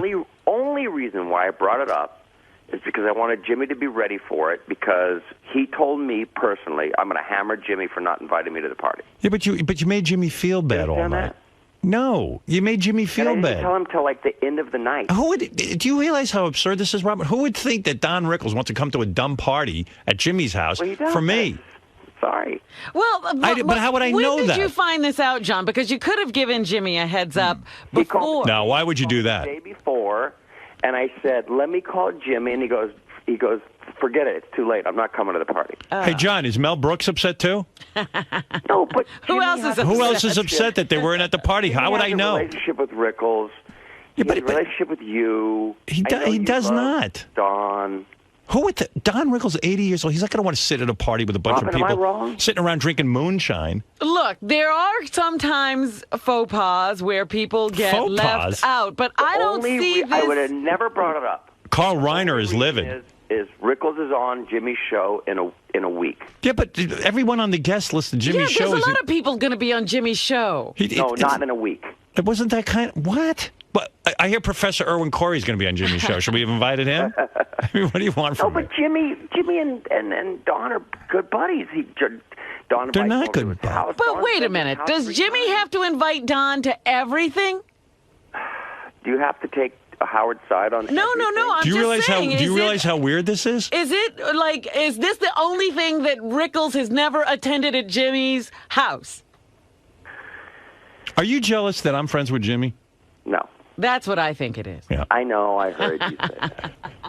He's upset about the Because, closeness. Jimmy and I have gotten into a thing where, actually, you speak about Don Rickles. Remember Don Rickles would go on talk shows and talk about all his vacations he took with Bob Newhart? Yeah. And Bob Newhart this, and they actually became friends. I got a feeling like Jimmy and I are turning into Bob Newhart and Don Rickles. Right. That's good. I got Saget for that. And I think John's feeling a little left out. Oh, please. What was the last vacation you went on with him? He was just at my house for a week. But you invited me, too. Oh, were you there? No, but you invited me. Of course I invited you. Oh, you probably couldn't come, and Jimmy was there and bonded with Howard for a whole week. Yeah, we and forgot about you. You missed out. I know how that feels. That's weird when someone doesn't get invited. The only reason why I don't even believe this guy's even bringing it up again. Because it's the most bizarre. Let me explain something about Don Rickles. Don Rickles is 80 fucking years old. He's Jimmy felt bad that he did something wrong. Hey, listen. Don Rickles, an 80-year-old man. Just because Jimmy feels bad doesn't mean that he did anything wrong. He didn't do anything wrong. Okay. By the way, Don Rickles, an 80-year-old guy who's my hero. And Jimmy and I worked it out. We're going to cook Don dinner, and that was that. And we talked about it that night. Yeah, and if you had just picked up the phone and told somebody, the guy would have been invited. It wasn't that kind of thing.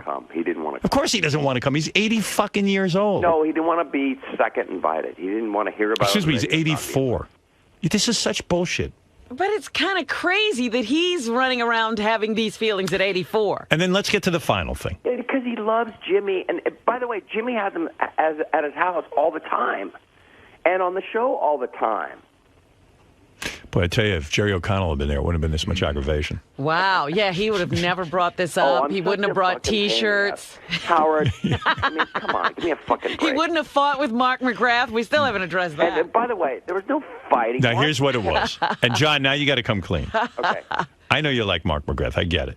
But when we were sitting there and John was playing drums. Yeah. And John's a very, very accomplished drummer. He really is. He's an incredible musician, according to you guys. What I said to you very humbly was, if I'm the best musician in the room, there's something wrong here. Why? Because you directed that at Mark McGrath. He was the only real musician. I had to play piano, bass. Yeah, but I said to you, You Mark. wanted to play Bang a Gong, I played guitar. You wanted to play Hey Jude, I played bass. You wanted to play something else, I played Yeah, but John, you're taking it way too seriously, so we're not musicians. Who cares? You're getting all fucking aggravated. I know, but can't we get through a song? Yeah, but this is ridiculous. You're flipping out. You took the fun out. John, listen how silly you sound. You're yelling at everyone. You were yelling at McGrath. You're yelling at me. This is terrible. We can't get a song. You want to see McGrath's emails? McGrath's coming to my house this weekend. I know, but you admit. You're making stuff up. Is Rickles going to be at your house? Yes. He's got to sit and listen to that bullshit. Of course. Did you tell McGrath to learn a few songs? Yeah, he should. He should. Did you send him some songs? Yeah, John was like, John goes, don't you know any songs to Mark? He goes, you're a fucking singer. And then John says to me, she's some singer. You don't know any songs. Well, she knows some words, right? Yeah, exactly. See, I told you he was bumming out. And I said, John, relax. You're making me sound like I was the Go ahead, beat me up some more. All right. Anyway, so listen, I was thrilled. Well, what was it? Did he really have words with Mark?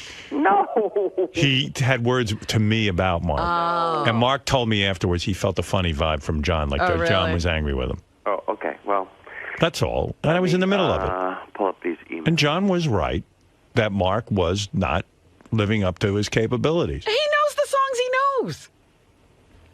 He doesn't know the songs John knows. John, listen, and I emailed John. I said, John, I don't mean any offense. I love you. You're a great guy. He knows I love him. Dude, honestly, I have no idea what Howard was talking about. I know we were both perplexed that we couldn't get through one song, but we were laughing about it. Funny shit, though. My friends are all giving me shit on the show that you're going to kick my ass. They all know that I'm a huge pussy. So you're making this stuff up, Howard. You're such a great guy, my brother. Had such a blast. Those psychotic free-for-alls are mostly fun, moonshine-filled. What are you reading? He's reading emails from Mark. Come to your house. Please give Mike my love. Blah blah blah blah. So I don't know what you're talking about. Okay, I apologize. How's that? Well, that hurt my feelings. No, it didn't. Yes, it did. You're lying. No, it did.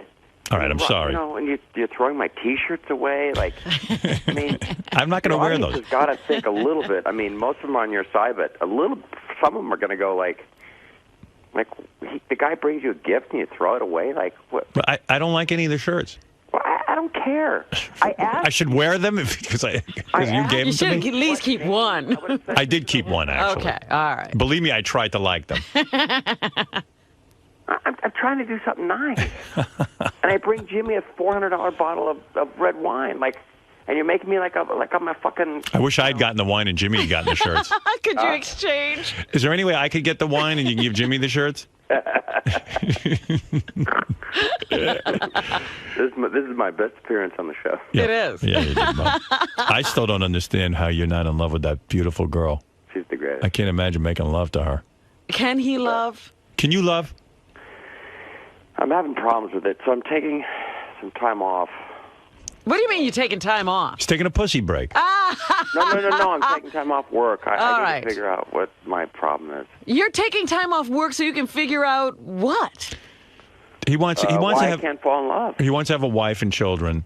He wants to have kids badly. And believe me, if you saw this girl, there wouldn't be This would be the one. There wouldn't be two more beautiful children. I figured he'd have two, but there wouldn't be any more beautiful children Than the ones they would have? Oh my God, they could not go genetically wrong. These fuckers will be good-looking kids. And what's stopping him? What he's now got to stop You know work what it is? so he can figure this out. This is such guy, a hard problem. I'm going to tell you what it is because I've seen him. He gets so much pussy. No, that's not true. It's like That's not true. He doesn't get so much. he's overdosed on pussy. Like He's the one who OD'd. like he got like when he 3 girls in the last year. he was What? on he was on Dancing with the Stars with the Beach Boys. Yeah. And he even said to me, "Who do you think I should fuck there?" No. And I said to him, "John, if you're gonna fuck one of them, I would fuck the girl from the Pussycat Dolls." And he goes, "All right." And he's going to do that for you. He probably did it already. It's a joke. They don't care about me. Bullshit. So what did you just say about how many girls you've had sex with this year? 3.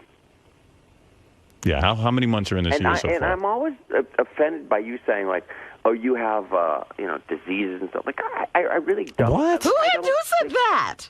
You say it. Who? Robin or Howard? Robin. Oh, please. I never said Dude, such a thing. I know you don't have any diseases. You put it in my ass. When did I ever say What such is a it, thing? Gary? I wanted to ask John a different question, but it's funny, and this is probably, Howard, because of you, I Yeah. think like this. But like, I went out to the set of ER a couple of years ago. John, gracious host, gracious host.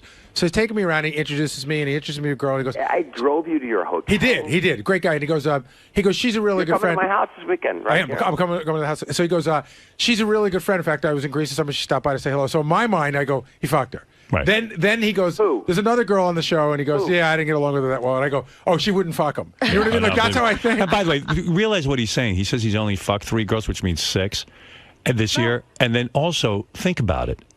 like most guys don't get to fuck the caliber women he does. The 3 girls he fucked, if they and I know 2 of them. Ralph is emailing me right now. Right. He fucked 6 girls that are 60. Yeah, 6'10". 6'10". I would take me 12 girls. Most to get guys to don't get 60. that in a lifetime. And the one he's fucking now, he wouldn't even. The one he brought to the party, no normal guy, an average guy, would ever leave this girl's side ever. Oh, look, in all humility, I have issues. I humility? need to settle down, and I need to find a great girl like you have. Yeah, but the reason, you know what, John, though? great. Remember when I first met Beth and you said to me, hey, she ain't going to be the final one? I didn't say that. Yes, you did. No, I didn't. No, he did. And I said to him, John, at some point you got to commit to love. In other words, it's not that, you know, Beth's a great girl and all that. And he always says to me, I got to find my Beth. You also got to be open to saying, gee, not everything's going to be perfect. It's a little bit of work. It's a little work. bit. Yeah, you got to kind of say, you know what? You got to slow yourself down and say, I'm not going to go on the treadmill. I'm going to get off. Yeah, and then the beauty is you got this great girl who's on your team and she's on your side, but you got to be open to it. That girl that you're with, any guy could be in love with, including you. Mm-hmm. There's nothing physically wrong with her. She's gorgeous. She's got the cute little fucking body and the ass, and she fucks like a champ. Yeah. Wow. Dude, what's your problem?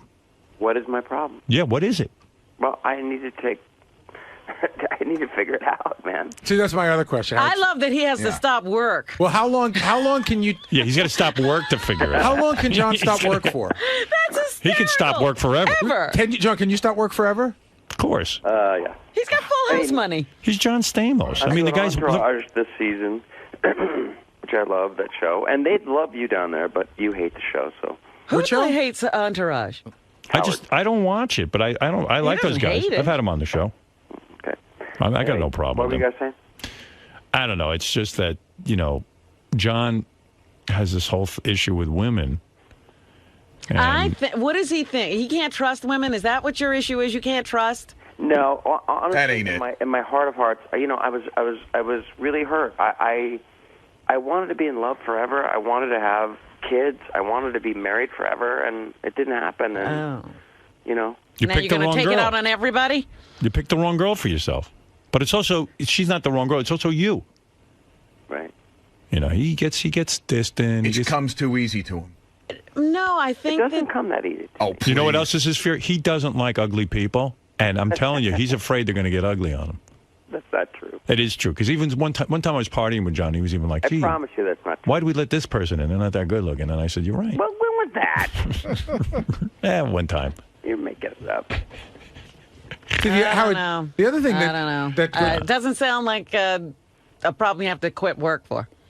No, you know, I wish I could quit work and figure out why I'm not in love or something. Like, that seems like a fun thing to do. Sit home and figure out why I'm not in love. But Howard, you're so right. It really is a man's world in the sense, like, if John were a chick, right? She'd be desperate right now trying to latch on to anything. But John can go till he's 60. Yeah. And you know when find love. you know when he's going to settle down? When the looks are gone. But they may never go. No, they'll go at some point. Like Michael Douglas. Hey, Fred, Douglas would chase don't ever everybody. say that to John. It's going to go. You're going to John, kill him. it will happen. Oh. Dude, it's going to happen.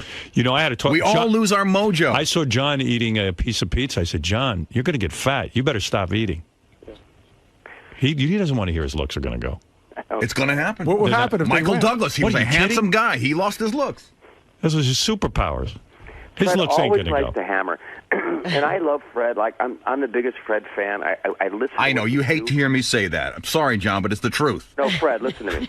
I listen to what you do on the radio, and I think it's genius. Like, I can hear... I know, almost but now feel here like, comes the insult. Go ahead, something John. coming up. But you've always been like... You've always beat me up. You've always Not been true, like John. Rebecca wasn't a supermodel. Like, Not true. You're a little off, you know. Not true. Rebecca was a supermodel. True. No, she's a very pretty woman. But you Not say a she's supermodel? she was a supermodel. She was not a supermodel? She was on the cover of Sports Illustrated. She had her own campaign. I don't even know if we ever had that discussion. Yeah, I don't think that ever came up. Do you say she's not a supermodel? Answer now. Yeah. Yeah, she was. All right. All right. I think he's just trying to deflect from the truth. All right, which John. is he's going to lose his looks. John, listen to me. Laugh away, John. Shh, Fred. You'll be Michael Douglas in about 10 years. Hey, Michael's with Catherine Zeta-Jones. What's so bad That's about why that? he's not cheating anymore, because he lost it. Huh? Michael doesn't cheat anymore because he lost his looks. He knows that that's his island. Fred fan on the planet. Like, why do you have to be? Why are you so mad at me all the time? I'm not mad, John. I'm just telling you the truth. Nobody's going to talk to you like this. He's giving you some tough love, I guess apparently. what, John, I guess what... Fred, who cares? Yeah, I know you're having the time of your life, John. Fuck away. I'm funny. No, you're not that funny. All right, Fred, I thank love you. this fight. You got it. No, what Fred is saying is that maybe your problem is you have so many options, and that the best thing that would ever happen to you is to get a little bit ugly. That's why he can't find the girl of his dreams. If you would get a little bit ugly, you'd be a little more appreciative. Exactly. Guys, I'm being humble. I have a problem. Yes, you have a problem, and Fred says they're your looks. Exactly. And that is, it's a tough one. Your problem is you're too good looking. Yeah. Fred, I'm almost 50. When am I going to lose it? Oh! Dude, you never know. The clock is ticking, my friend. Are you saying he's going to hit a wall and it's just going to happen overnight? It's going to be ugly. I'll tell you one thing about John. He might be almost 50. He's fucking girls like 20, between the ages of 20 and 23. At a certain point, as cute as he is still, and as handsome as he is, and talented and whatnot, there's going to be a point when a 20-year-old girl's going to go, you know something? You're a codger. Really? Yeah. Are they It's doing going to that happen. Jack Nicholson, who's not good looking? Jack Nicholson's 70. He still fucks like a rabbit. I don't think he's fucking the way he used to. I love you, Fred. I still do. Jeez, I don't even understand this. I don't Two know. men fighting like this? By the way, No, but you know what? He sits here and he cries that he can't find anybody. He's gonna That's take what I'm some reacting time off to learn how. Oh yeah. No, he Take some finds time lots off. of people. He can't. Yeah. He's not crying about that. He finds lots of people. He can't fall in love. I mean, I'm. He doesn't want to fall in love. Hey, John, what did you do? Did you fuck Fred's wife? I mean, really, what's going on today? Yeah, we did a play together. Yeah. We did Vinny's play. Jerry I O'Connell. love Fred. I don't care how many bad things he says about me. I love Fred. I don't say bad things, John, and it's not a bad thing I'm saying. It's the truth. Are you going to tell him when he's hit the wall so he'll know? Look, you know what? I'll give you Robert Redford's phone number. He'll tell you how it is. All right. Wow. Hey, John. Good one, Fred. Right. Thank you. Yeah. And Fred is like the funniest guy on the show. Fred's worried in 2026, John Stamos will be dating his daughter. Yeah. Maybe that's Would never what it is. happen. What? You wouldn't let John go out with your daughter? Abso-fucking-lutely If not. John's What are you gonna 7, do? Shoot me, Fred? No, I'd break your kneecaps. Good luck. the fucking guy's a I master of can't. Taekwondo. Wouldn't that be like the greatest, Howard, when Tess is taking John around to Fred's house? Would never happen. It could happen. Ralph calling in because he's calling my fucking house.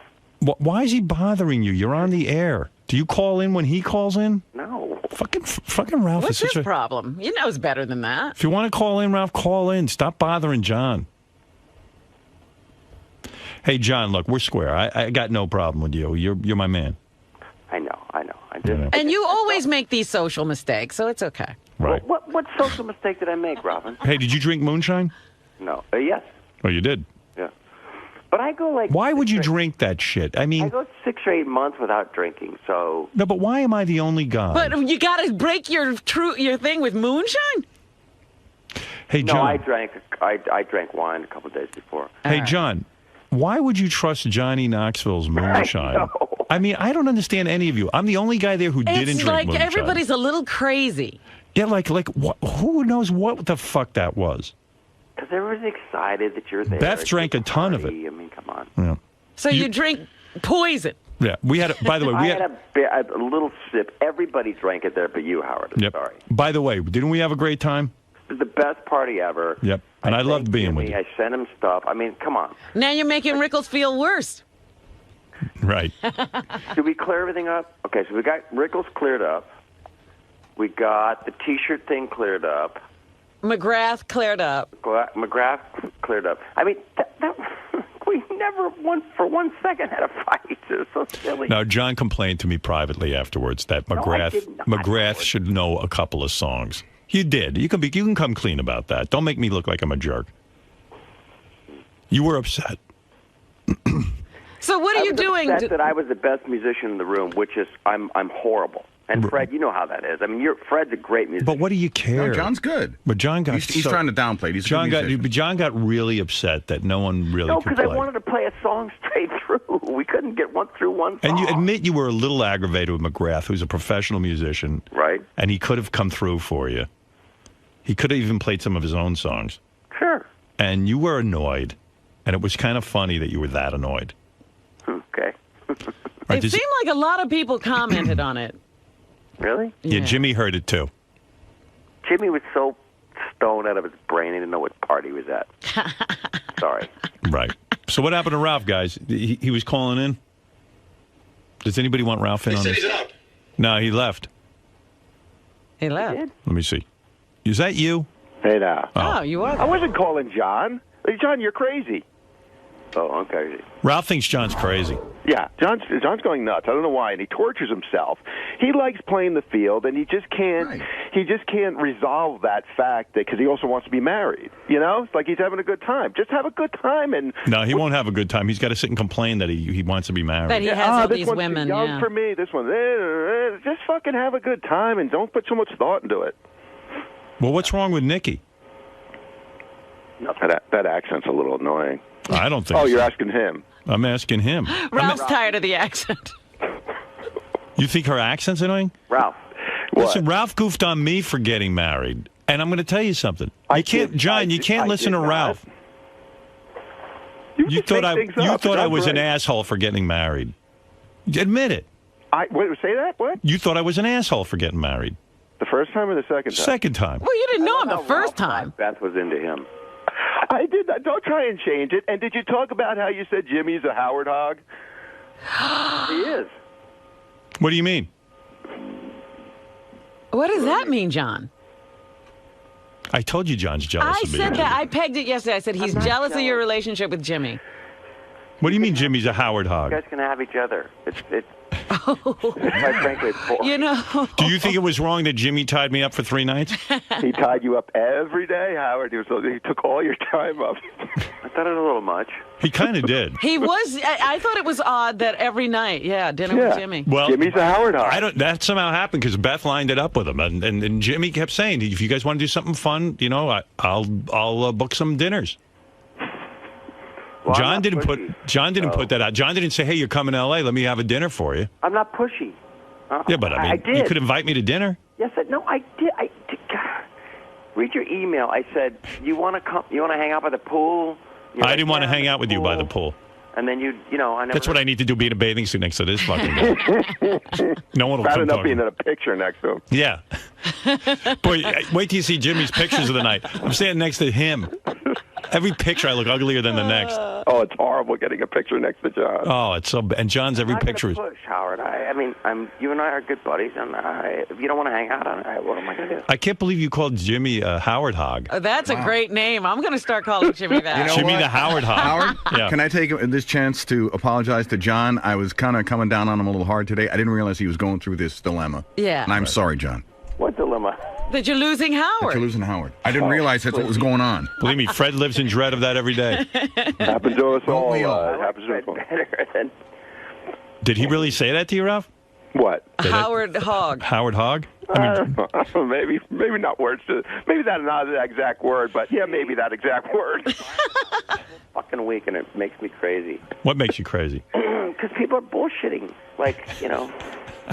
Yeah, wait. When did I call you an asshole for getting married, Howard? I've been the biggest. He's a Beth fan. Yeah, but I know that. But for a he fact. thought that I kind of like stopped the party, and so did John. John was Stopped even it like, too soon. I don't care what party you stopped. You stopped the party as soon as you met Beth.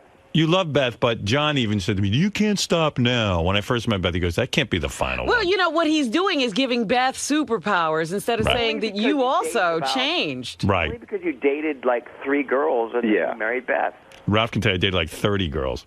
Yeah, within a span of 30 days. Right. So You ever hear of speed dating? System. Did you ever know that I was the creator of speed dating? Clearly. You hear this speed dating? That's my whole That's concept. your innovation. Yeah. Oh, you are on a tear. Jimmy emailed me yesterday. He goes, he said something. I said, "Why is he beating up on me?" He goes, "That's because we love. That's because we love him so much." It's like that's what he does. All right. Well, I don't know. I'm glad you called to clear everything up, John. Ralph, didn't John call you and say, "What do I do with these T-shirts?" And you told him to send them to you, and you would give them to me? Yes, exactly. And then he said, "Well, I want to send him over to the hotel." And Howard didn't get back to me. I was like, "Well, why would you send him to the hotel? Then he's got to schlep him in a suitcase and this and that." I said, "Just send him to me or send him to Howard. I'll make sure he gets those stupid T-shirts." And those Put him T-shirts. in a Those T-shirts are stupid too. Nobody cares about that. Joey Ramone used to wear one of these stupid shirts. Really? Yeah, really. They're ugly. All right. They're just ugly. Dress Howard as a jogger or whatever you dress him as. What? John, do you think Ralph does a good job dressing me? Sometimes and sometimes not. Right. Well, sometimes John's just well, and sometimes he's not. John always looks impeccable. Come on. Well, he always wears. Who knows what John is wearing? I keep track of it. believe me. Really, you're looking. Robin wrote me a very nice note. I invited her over this weekend. I love you. You know I love you. Did she write you a note and tell you only if there's going to be real non-genetically engineered food? Well, no, I wanted you to meet my nutritionist. I know he's offering me a nutritionist. For She some doesn't reason need or other. it. She's found the way. This John wants me as his person. Oh, but if you're in L.A. and you need an enema, I got the guy. You got me. You got the hookup. All right, John, look, we're square. We're always square. Yeah. And I good. just felt a little hurt this weekend. Don't feel hurt, man. I love you. Well, let me get this clear. So this summer you're doing nothing but trying to figure out why you don't fall in love. Me too. John, how will you figure this out? Like, okay, so you're taking time off from work. To take a class. Yeah, like where are you going? How are you going to like? And what? Obviously, on your own, you haven't been able to figure this out. So, what steps are you taking to figure out why you're not in love? I go to therapy. Right. Okay. Do you go to therapy every day? No. How often do you go? Once a month. All right, once a month. What a commitment. All right, so once a month, you're going to go. So now you're going to have And I this. make the guy laugh when I leave. So you're going to have time off, and you're going to go once a month. So that takes care of one day out of the month. Okay. Now, how else are you going to address this? I don't know. I'll talk to you about it. Yeah. Oh, come on.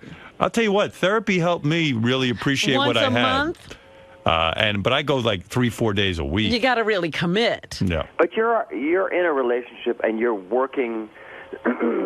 When you go and you try to figure out how to make it work. Well, no, he was going before the relationship. What I'm telling you is, don't you think I had issues? Don't you think I'd walk in there to my therapist's office and say, how can I commit to this woman? I'm entitled to fuck every woman on the planet. Yeah. I can do it. I'm famous. Blah, blah, blah. I have all those issues.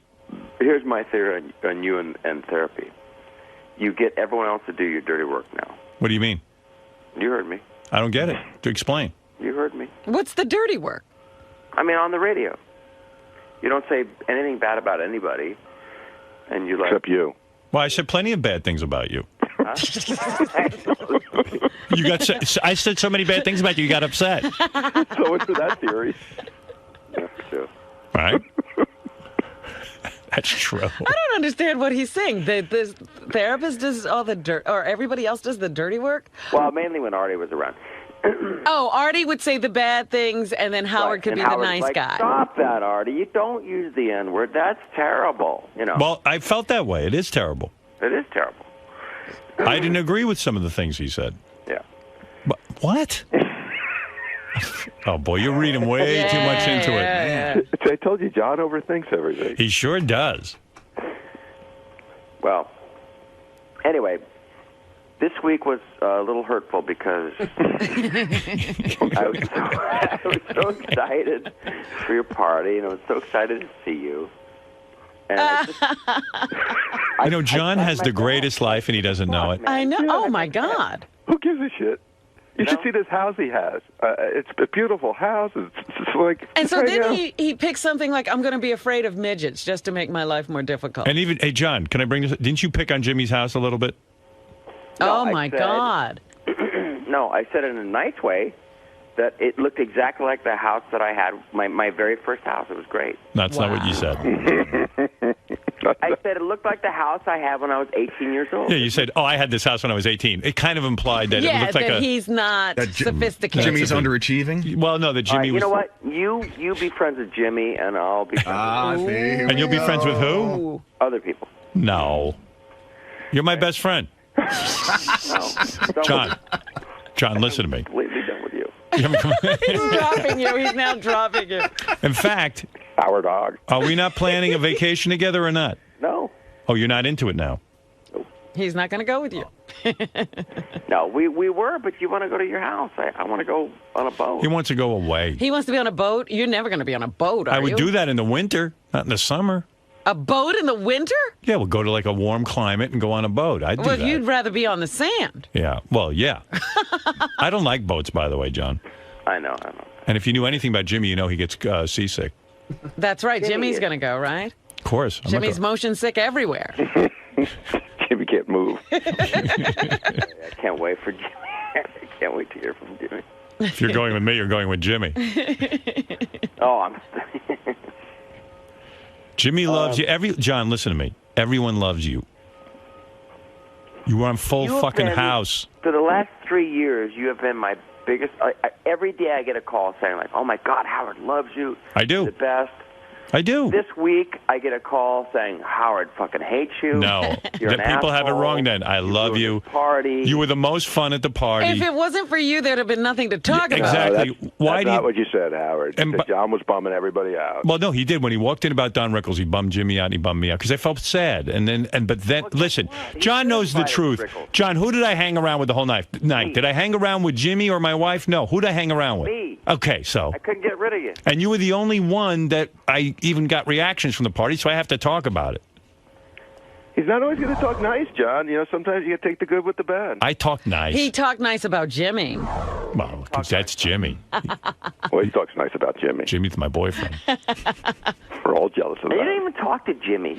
I didn't spend 10 seconds with Jimmy. Like, you John. don't even fucking talk. John, who'd I spend the whole they don't night? talk to each other. Who'd They're I, in the same room, but they don't talk. who'd I spend the whole night with? Me. So what does that tell you? When it comes down to it, who am I with and who am I not? I've never had guys fight over me. I know. before. Look at this. This is the greatest. Fighting over you? You're fighting over We me. have nothing in common, you and I. That's Why right. were you hanging out all You're night? good looking. I'm ugly. No, we don't watch the same shows. We don't read the same books. Well, you don't read any I don't read books. any books. Yeah, you read books. He doesn't. Comic books. You know, we don't. Why don't you? So what do you? So why do you like me? Because I've known you for 25 years. But why I guess do you two are just stuck with each other. All right. Why don't you ask me the key question? What? Me, you, and Jimmy are in a boat. Okay. Who do you say? It starts sinking. Who do I save? That's the key question. Me. Of course. Jimmy's gone? Jimmy's dead. Jimmy's green. You know. No, I would actually kill He's John. puking on the side of the one boat. one less good-looking guy on the planet. Yeah, why are you saving John? That's right. That makes me that sends me up a notch. John, I love It's been you. the most fun phone call. I got up at 4:30 to talk to you guys. By the way, do you know what I pray for you? What? That you find love and you find peace in your life. I pray that I find love that Beth gets along with, so we can go. It's going to happen. Oh, but, you know, as Fred says, he'll be so old by then. But that'll be nice. At least it'll be a real love. Well, you know it is. You know it is Come on, true. guys. It's not going to be that. John does I'll check be with married us. in the next. Write this down. Go I'll ahead. be married in the next 3 or 4 years. Promise you. And it won't be Nikki? I don't think so. Wow. Ooh, Nikki's getting angry. She's mad at me right now. Well, I guess so. Why is she mad at you? Ralph, who's your favorite girl? Leah. She's here right now.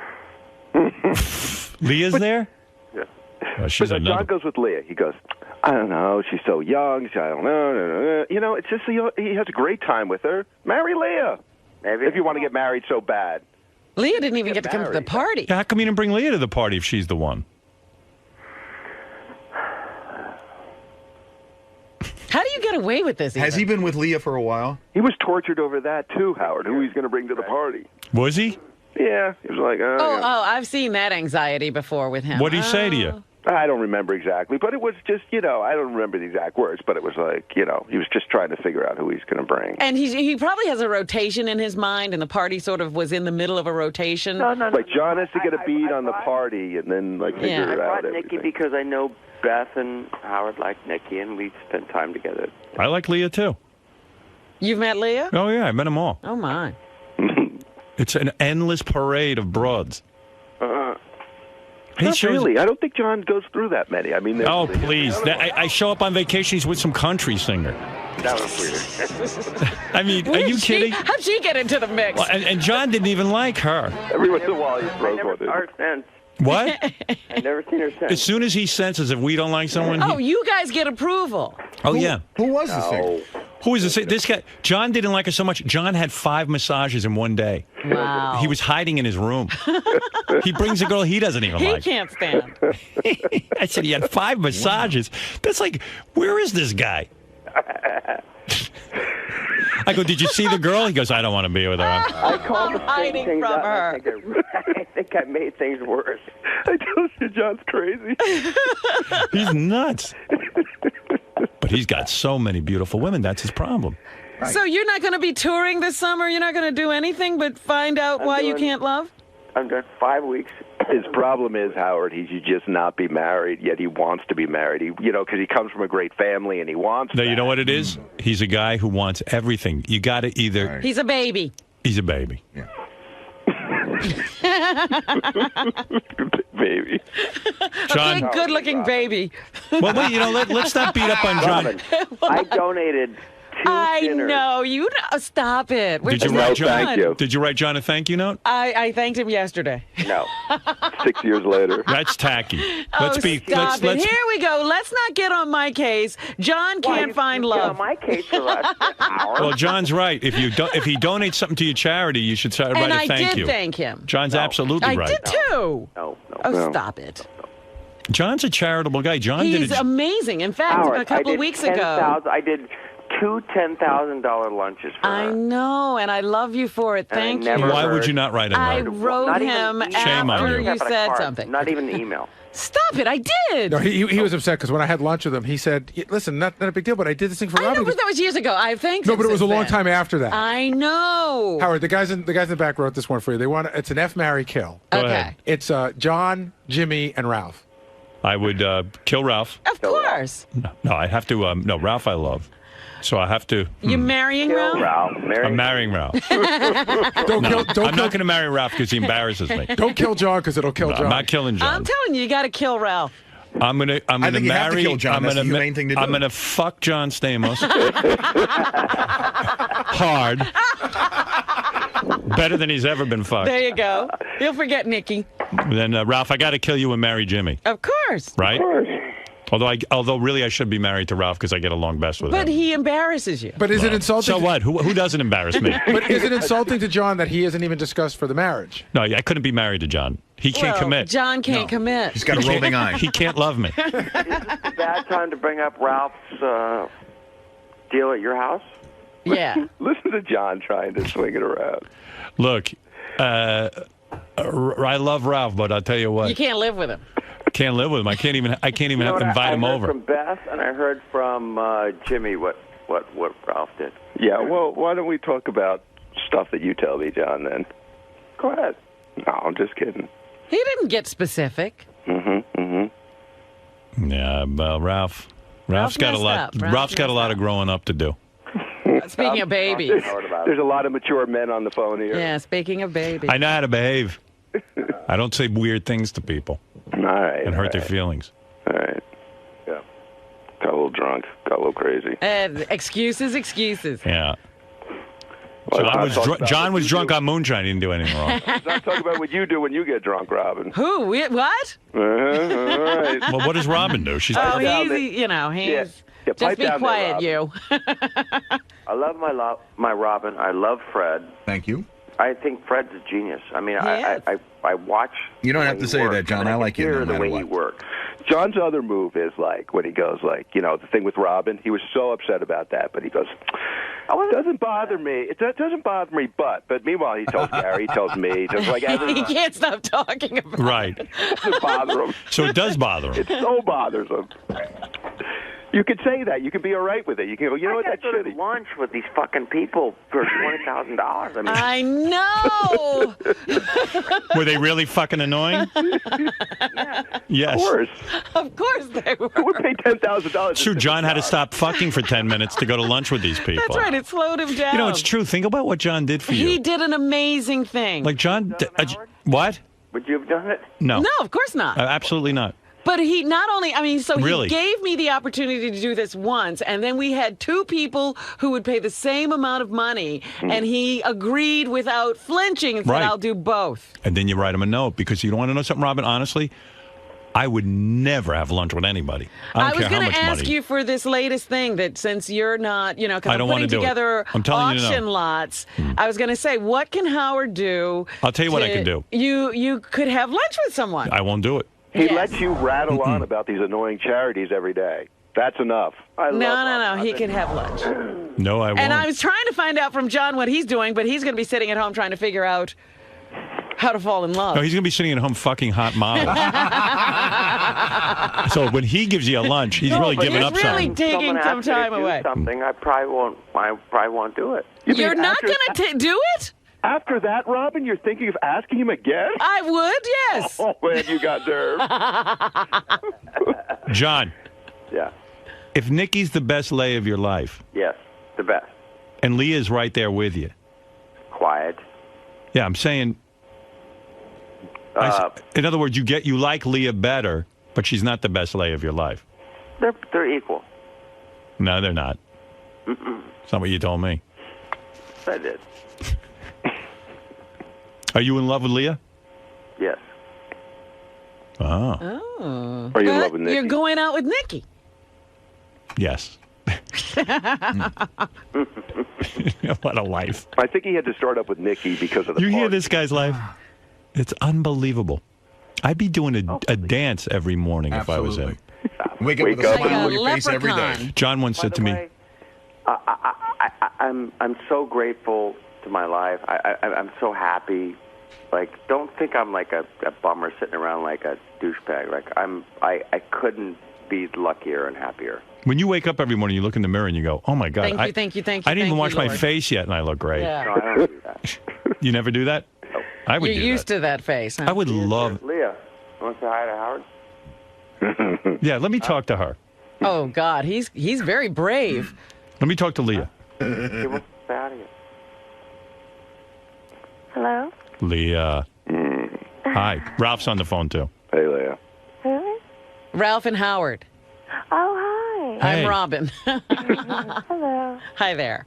Good morning. Leah, can't figure it out. John says he's in love with you. Mm-hmm. And then at the same point, he'll say, but I can't get married. I can't have, I can't be in a relationship. What's his problem? And why do you keep going back for more? I have no idea. Well, I mean, I know he's good looking, but he's putting you through the mill.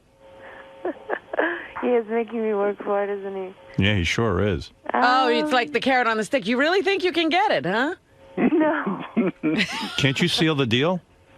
Of course I can, eventually, if I want. If you want. So you're not sure. No, I'm not sure yet. Yeah, she's crazy too. I think she has a boyfriend. What? You have a boyfriend? No, that's over. Oh, it is. But John is dating other girls, right? Yes. And does that drive you crazy? No. You're kidding. dating other people too? Yes. Oh. Wow. See? So, like, you're not bummed out when he says, oh, yeah, this one's really good in bed, and then you don't care? No, we don't talk about that. Right. Well, he does. I'm sure he does. Yeah. If he asked you to marry him tomorrow, would you do it? If he proposes, you would No. not? Really? No. Why? He's too fucked up? What? He's too fucked up? No, he has to ask my father first for permission. Yeah, but I mean, but let's But say if he did that. Let's say he asked your father for permission, went through the right thing. Would you marry him? Yes, I think so. Yeah. I think we're both crazy. See, So Leah's you're super perfect. good looking too, so she's got a lot of options. I know. You dating any other famous guys? No. Just rich guys. Rich guys? How many of your boyfriends have yachts? No ugly guys. What? You ever dated an ugly guy? Never. You don't know what Well, you're she missing. didn't think he was ugly. Right. I don't think they're ugly if I date them. I don't know. So what's the deal? What's going to be with you two? I don't know. You think it's going anywhere? I have no idea. That's okay. Day by day. Let it be. Is John the best lay you've ever had? Honestly. The one who rocked your world, gave you orgasms and everything. I've had the most fun with him. You have. But did he have the biggest penis? can't say that. Be honest. She can't That's a say no. that. He wasn't the biggest one. So it wasn't the biggest one. So John, you take in John easily. You saying John's small? Oh, my goodness. No, not at all. No, John's pretty big. I've seen it, I think. What? Well, I haven't seen it, but my wife saw it. My wife said he was a pretty good size. That's when he used to be married. That's when he was really fun. Running around without any underpants on. That's what he's fun. Yeah. Wow. So he's not the best lay of your life? No, he's well, we'll see. I'm still young. Did you think it was weird that John didn't invite you to Jimmy's party? No. You weren't upset? No. Mm-mm. Don Rickles was upset. I would think you'd be upset too. Because I have a good Hebrew name. Ah, whatever that means. I don't know. Well, anyway. All right, guys. You sound sexy as hell. Did you guys make love last night? No. Why not? I was at a concert. What'd you see? Here he is. Hold on. What'd you see? Oh, I saw Massive Attack. Massive Attack? John doesn't even know what John can't go because he doesn't know their songs. Is John the oldest guy you ever dated? What? Is John the oldest guy you ever dated? Yes. He's like almost 50. I know. Most famous guy you ever dated? Yes. Were you a Full House fan, or were you too young for that? Not at all. She saw it in reruns. Friday night. You saw it in reruns, right? You didn't see the original Full House. I don't think so. You're an ER John fan. That's probably what it is. No, I was. She just got out of high school. I know. That's what I was saying. She only knows him from ER. How long What's you out of Full high House? school, Leah? 10 years now, I think. No. Yeah. What year? Well, she must have been Oh, no, advanced. 6 years. 6 years. Yeah. 6 years, yeah. She just got out of high school. I know. John picked her up. John used to drop her off at high school. John met me barely at 18. That's right. I know. Yeah. John bought her first Star Wars lunch pail. All right, guys. I All right, gotta baby. Go. I'm What are you sorry. wearing right now? What? What are you wearing right now? Honestly? Yeah. Tank top. No panties? No bottoms? No. Nice. Let it all air out. Let it all out. Let it out, Raven. All right, Leah. Thank you. Let the poison out of your system. Hey, Leah. How old's your mom? A couple years older than John. Is that true, or is John older than her? No. She's a couple years older. All right. All right, baby. That would be great. I hope to see you soon. Oh, my God. What? What? What? Oh, you put her on the phone. She said your cock wasn't the biggest one she's ever had. She did? Yep. Mm-hmm. Leah. Said it was small. Leah. And that you're not very good in bed. And you're crazy. You're winding me up. All right, I got to go, guys. Yeah, no. She said Don Rickles is bigger than you. More shriveled. All right, Johnny, I love you. I love you, too. And John Stamos, not promoting anything, quite frankly. Are you? I'm doing Entourage. I'm on Entourage this season. All right. John, yeah. And he's going to figure out how to fall in love. Right. Go easy on me this week, man. I will. I realized I was being a little too tough. I didn't realize. I mean, everybody called me and they said, like, I thought he was your friend. I'm your friend. I'm your friend. I'm a better friend. Welcome to the club, John. It happens. That's why you take a hit. Bullshit, because I didn't, if I fuck up like you, Ralph, then that makes sense, but I didn't. Right, you didn't. You're not as big a fuck up as Ralph. You're absolutely right. Ralph's the biggest. Man, there's some endorsement. Right. All right, John. Go ahead. Go listen. And when you figure out how to be in love, call me. Tell us the secret. Right. Well, I might need your help. No. But you know what the answer is? Simple. You got to want to be in love. I know. All right. Ralph, thank you. I still love you. All right. John, thank you. Good night, kids. Good night. Bye-bye. All right. There you have it. Finally got to the bottom of it all.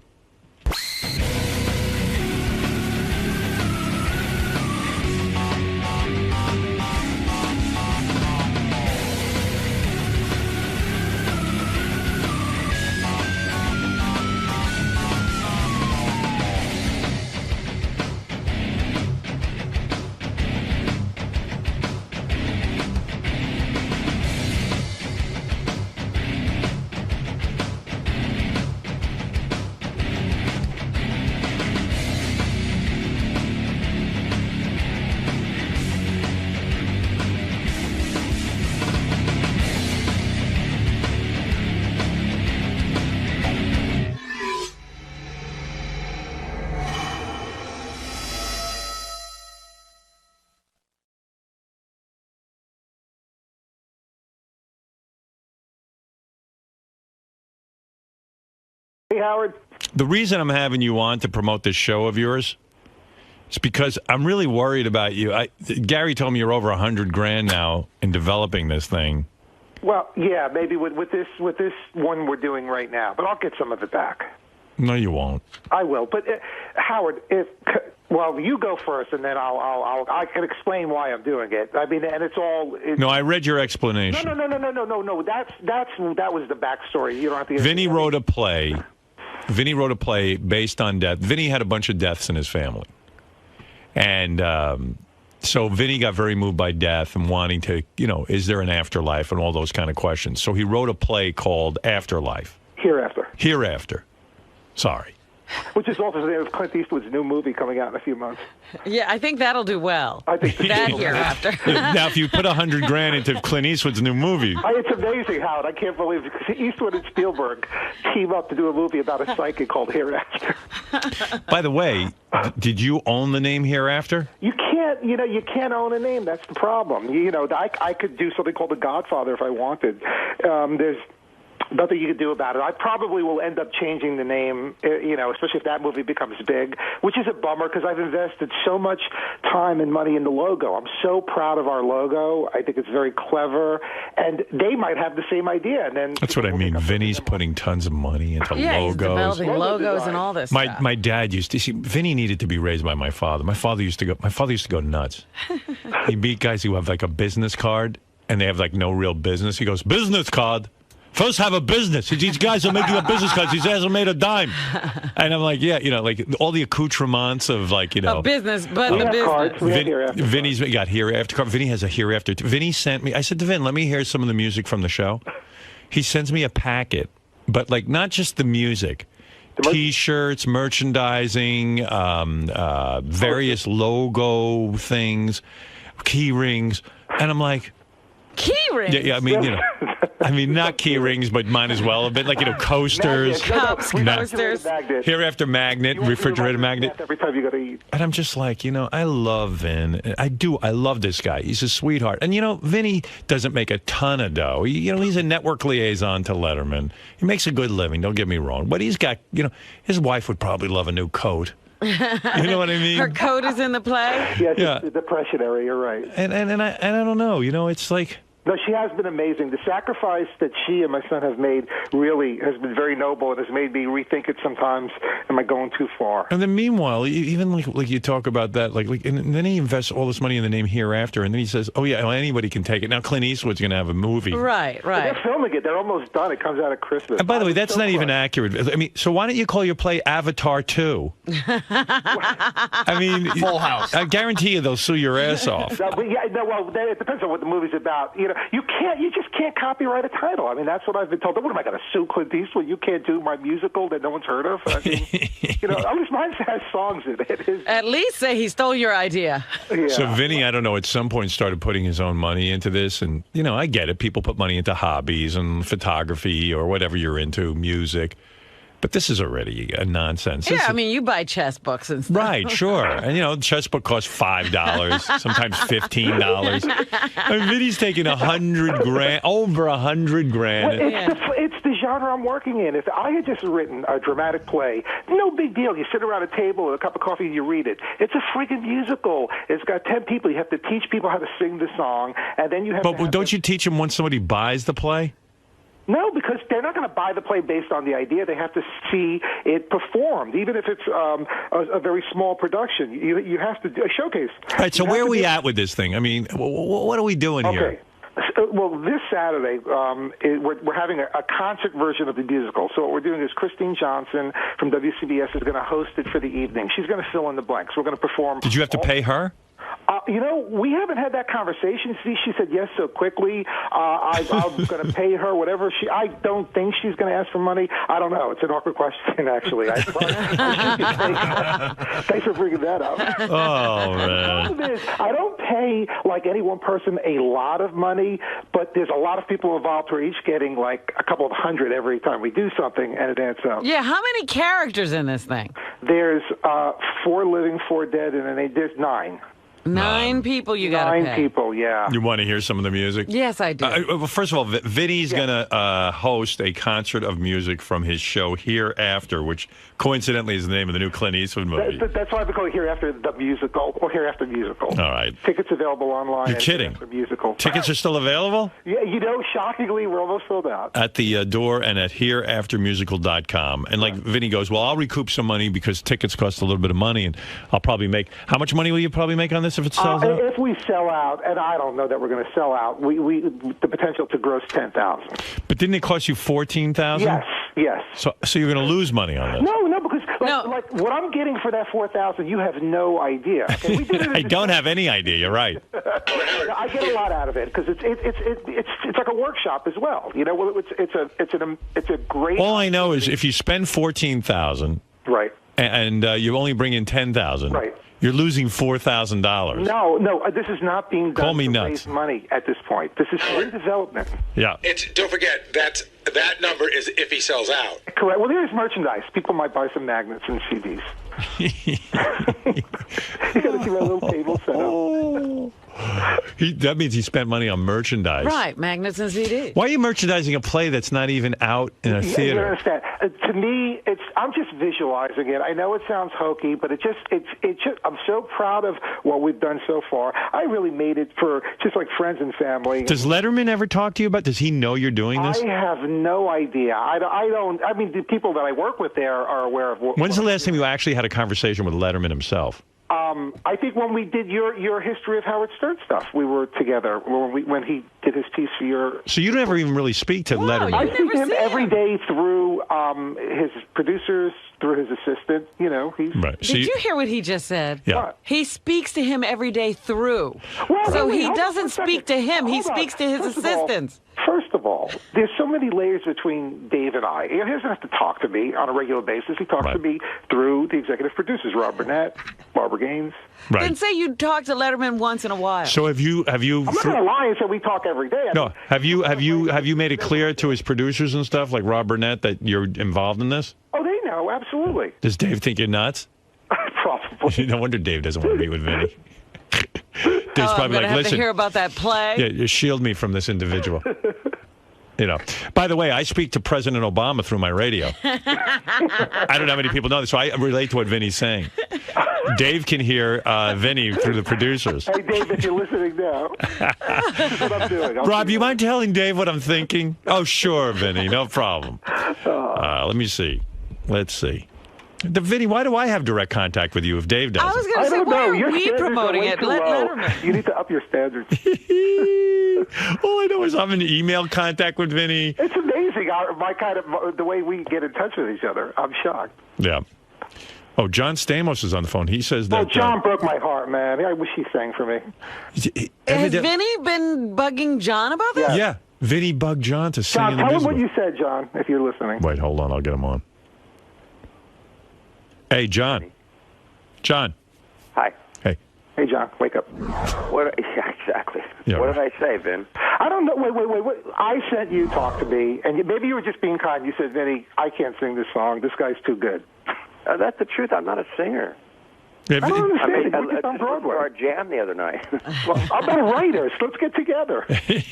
John's no singer. Vinny's no writer. Sounds like a hit. It's a recipe for a hit. Howard, he's in the middle of a Broadway show. He's starting to Bye Bye Birdie on Broadway, not in a high school. And I sent him the song. He goes, Vinny. You know, I'm doing 8 shows a week. No, I understand why you couldn't do it at the time, but I really wish you would sing that song. I think you'd be fantastic on it. All right, let me hear some of this music.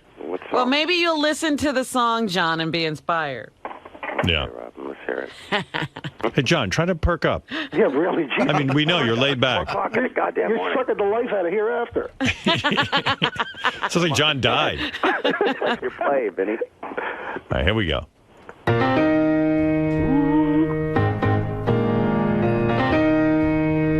I told you I heard some of this. It didn't This sound sounds like Broadway music. Yeah. Great. Great. I hate Broadway music. I tell you, that's the problem. Someday between heaven and earth, we will all meet there. Someday between that time and your birth, it will all be clear. How much you pay this broad to sing? Not a lot, just a session fee. The rehearsal time was a lot to get them to teach it. And is that the song you wanted me to sing? No. This is the one with Carol Dennis, Bob Dylan's ex-wife. She's the second singer. She's amazing. It's waiting right above me. Just close your eyes and a blink, I'll take you there. It's real, not fake. Believe me, baby. Someday, that's where we... Sounds like all those other shows. Well, listen to just a little bit more. Do I have to? Carol, please, you're killing me. I'm killing you. No, Tell Letterman to put this stuff You're on. very kind. All we'll meet someday. That's where we all will meet. Wouldn't you love to be there when Vinny's teaching them the songs? I would Oh love my God, it. I have it all on video. All right, Vin. Wait, play the next part. Oh, Yes, John. The guy offers me a spot on Letterman if I sing it. that's not John. John, is that true? Come on. You want to see There's no quid pro quo here. Well, all right. Anyway, Vinny has written a play, and he has. It's a musical. Tickets are available at hereaftermusical.com. Vinny. And that's here with H-E-R-E. Yeah, Vinny had a. Yeah, that's important to know. No, well, please. And Vinny has pumped about $100,000 of his own money into this thing. And hopefully Clint Eastwood will show up for it. And he'll get confused and show up at the play. Let me ask you something, Vinny. Is that the big song? No, it's the big uplifting song. I'd say there's maybe 4 other. What is the big song? My song. The big song is actually, John's song. Play the John song. Talk to me. That would be great. Talk to me? Talk to me. That's I have psychic. Goodbye, Lost, Hereafter, Life and Death, 19. I don't have that one. Okay, you know, if you play Life and Death, it's the opening number, and Letterman's guy, Alan Coulter, does the opening voice. Beautiful job.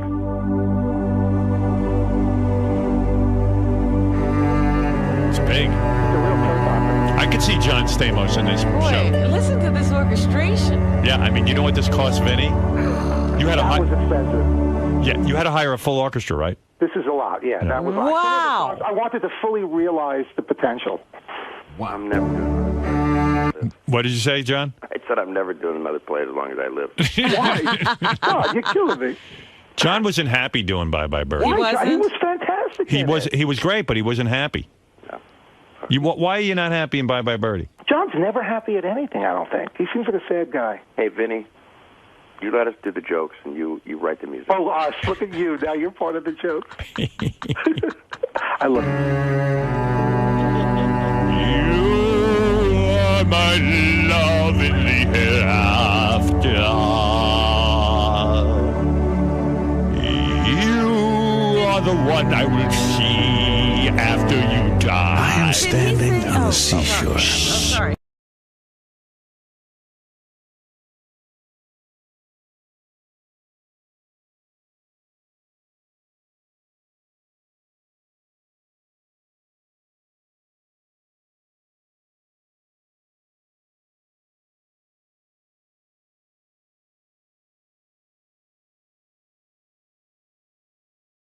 Hey, Vin. Tambourine man. Hey, I love the music, and Thank you, John. It's I appreciate impossible to get a show on Broadway. You know that. Oh, you know, this is already a success. The fact that we could do it at the Randy School is amazing. There's a high school in Connecticut that's going to do it. I just want it done. I don't care if it doesn't make it to Broadway. We'll aim for that, but I have a feeling it's going to be produced many times for many years to come. I hope so. All right, Vin. Vinny will be hosting a concert of music from here after Is this that Saturday how the night. play opens? Yeah. No, wait. No. There's this song kicks in right after that. Well, all right. Let's hear You got this it. song. Come on. Just at the moment when fast someone forward. says she's talking for an hour. gone, there are others who are watching here. Someone's at the door, Robin. That's the people about to see the... That's probably death coming to the door. I get it. Maybe those are just the bells in my head. Hey, Vay. I'm telling you, this is money. You're listening to money. Yeah, this is Vinny's money going out the window.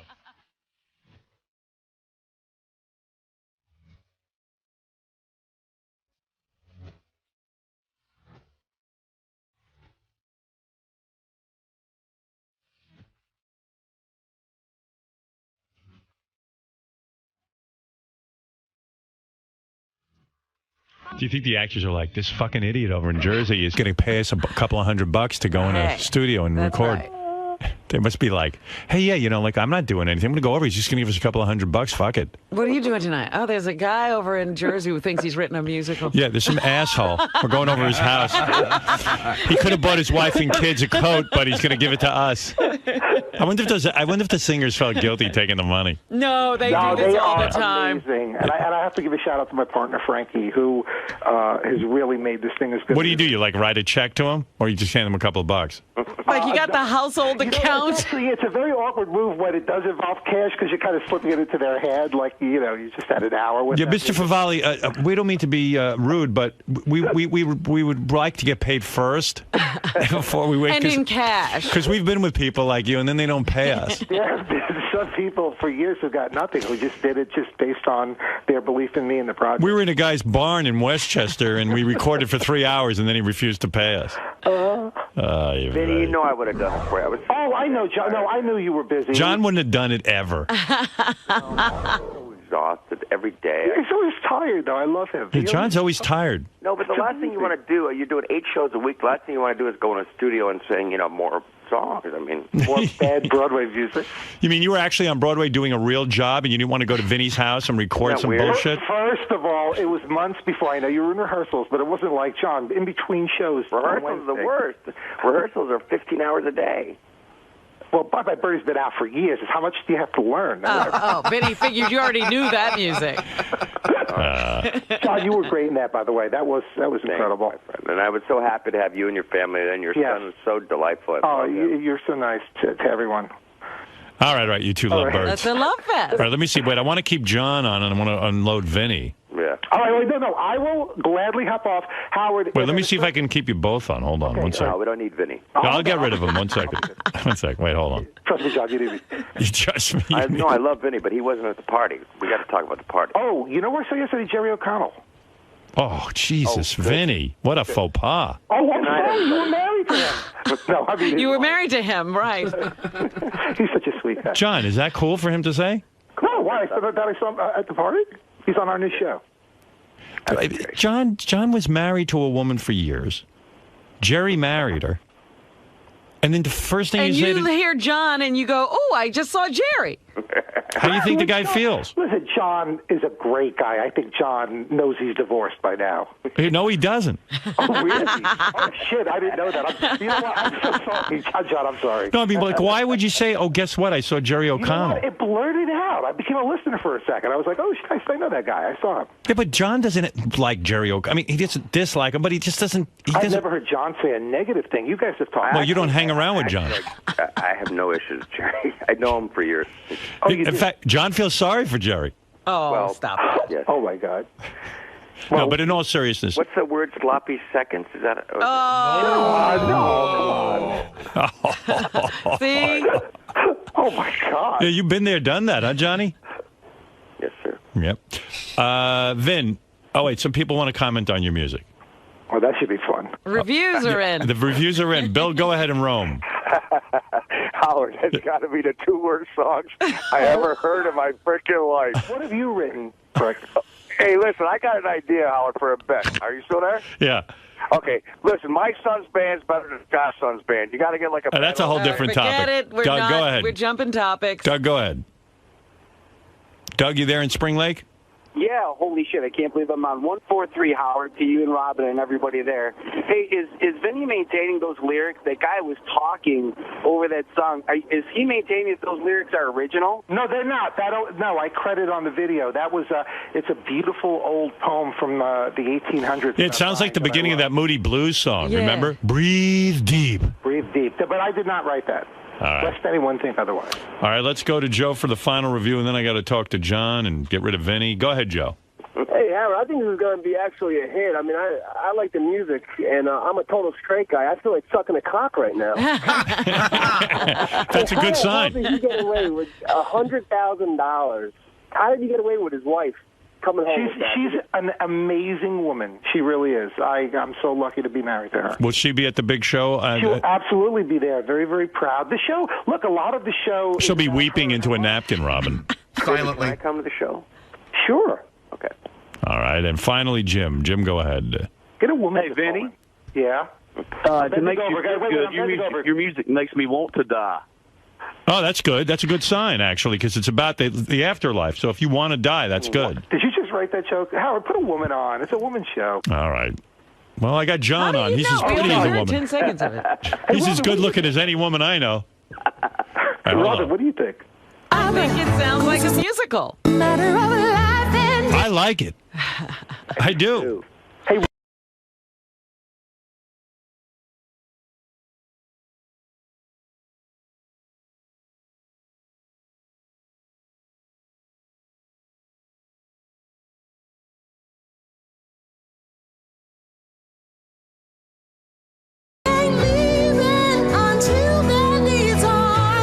I don't call me an asshole. I think it sounds pretty good. It sounds like it could have been on Broadway. Yeah, It's the opening number, by the way. Yeah, all right, Vin. Maybe you got into something. I hope so. And Hey, guys, I do appreciate the tough love and the support. I do. oh, wait, here's a woman wants a comment, real quick. Lori, go ahead. Okay, I hate to start the morning off on a sour note, but that was a really sour note. Those were a lot of sour notes, actually. This is a woman. Sorry. Good songs. Those are good. They were good. They're very musical. Yeah. We're my Facebook friends. Vinny, They can't get through. Vinny friends everyone on Facebook. I know. No, they friend me. I have never friended a person. I will accept. He accepts every friend. All right, Vin. Listen, good luck with the show. Guys, thank you very much. If you go to hereafter.musicals.com, you'll get more information. HERE. HERE, correct. All right. John, I really love you, man. Take care. I can't believe you bothered John Stamos to come fucking sing your songs. I mean... And he was so sweet. He actually listened to the music and he said kind things. And that was Yeah, but John's like a big star. He was on ER. He's been working since he's 12. on my favorite musical, 9. Like one of the best. That's my whole point. Too. You can't bug guys like that. I know. You know what? It was very presumptuous of me to think that he would drop everything and do it. And I swear to God, if I had a little more time and John doesn't do shit like that. I swear to you, I'm not that good a singer. I swear, I'm not good in the studio. It takes me forever to sing a song. Yeah, John's not that good a musician. He just yells at musicians. My songs are very very easy. You're the Beach Boys. You're like the 80th Beach Boys. All right, Vin, I got to go. I want to talk to John a little bit. Okay, I appreciate it, guys. And we've spent way too much time on you. All right, play some more music. Thanks. All right, Vinny. Okay, bye. John, what do you think about Vinny Favale spending all this money on a musical? You know, Vinny's a friend, and I wish him nothing but the best, and I hope it succeeds. And I know he's really passionate about this, and look, he's got the money to do it. God bless him. I really hope it works. But he's out of his mind. Seriously. I'm assuming Vinny's spending all this money. I'm assuming that all the years he's been taking the stupid bus and the work, he's been all that money he's been saved. He's been putting a little, shitty Broadway account. It's a gamble, man. I mean, what can I say? If it pays off, great. If it doesn't, it's a colossal financial failure. I actually think it takes a lot of guts to do what he's doing. Vinny's a smart guy, and he knows the risk he's taking. So I wish him the best as a friend. I'm pessimistic about his chances, but I hope for the best for him. And I hope for the best, most importantly, for his kids, who will need money one day. I hope he's not blowing everything. Please, Favale Jr. is out there. Need a little nest egg, okay, Vin? Don't blow it all. Thank you. Come on, man. $100,000. Put your kids through college or something. Don't waste it on that garbage. No, the truth is, he's not an expert in that field. It's not going to happen. I mean, Vinny, if he had $100,000, he should buy a gym with it, get a nutritionist, do something, get in shape. I admire him for pursuing his dreams, but let's be frank. Do you think Vinny Favale is going to be successful in a musical? He's lucky he could fit his fat ass in a chair to watch the goddamn thing. There's no way. It's an expensive hobby. That's how I would look at it. I don't think I don't think you should have the expectation that it's going to go anywhere. But I can't really fault a guy for investing in something he really believes in. If he's got the money to blow on it, fine. I mean, if he was poor, if he was taking out all kinds of loans and he was mortgaging his house to pay for this, I'd say, get a life, dude. But, I mean, if he can afford it, I really don't have that much of a problem with it. I mean, I think it's really gay. Musicals in general are just awful, but... Hey, man, I don't know. To each his own. I know Jason likes to stick his cock between his legs and dance around his house naked, so I don't really judge him for that, Even if he sells out, He spent $14,000. If he sells it out, he's only going to get $10,000 back. How? Well, there's something wrong with that equation, isn't there? There is. Yeah. I mean, I love the guy. I love hanging out with him. He's a great guy and shit. But so you think he's making? I think he lost his fucking mind. To be honest with you, he's so wrapped up in this thing that he doesn't care. He's throwing all.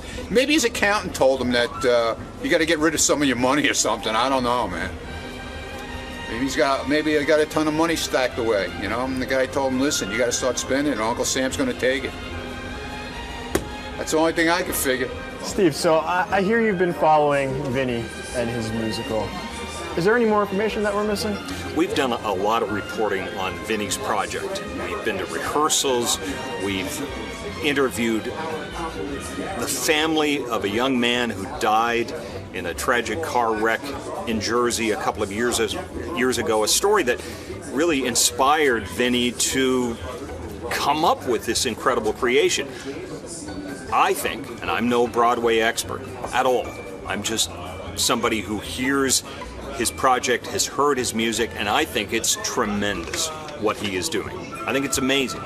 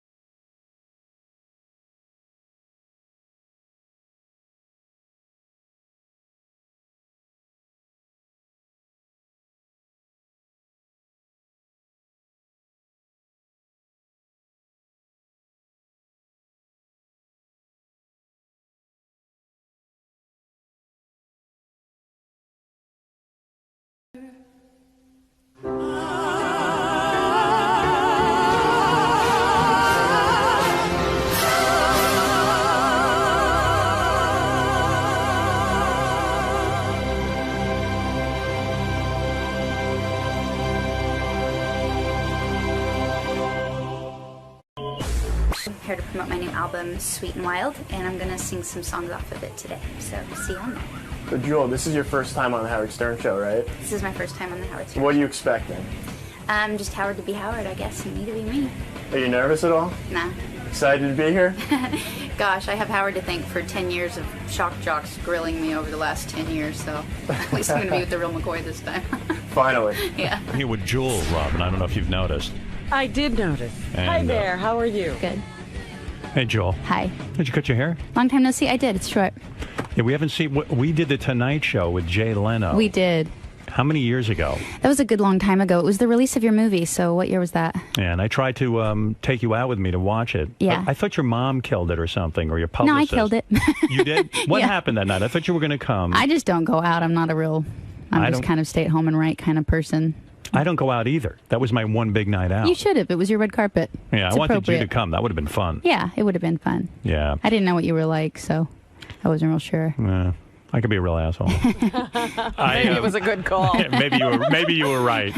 All those little instincts of growing up singing in bars has paid me well. I always tell everyone that story. I do where too. We were on. It was you, me, Yeah.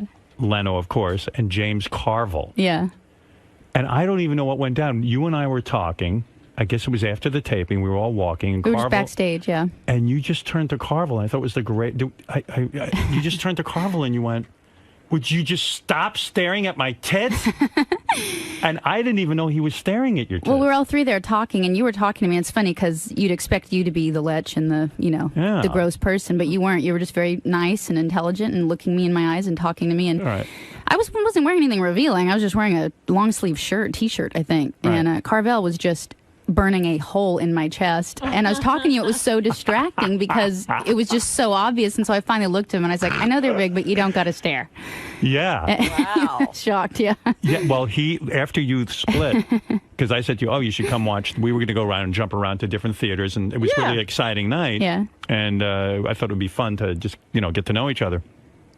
And Carville turns to me, he goes, "Oh my God." He goes, I swear to you, I was not staring at her boobs. Or whatever he said, Yeah. And he was really embarrassed. He felt awful.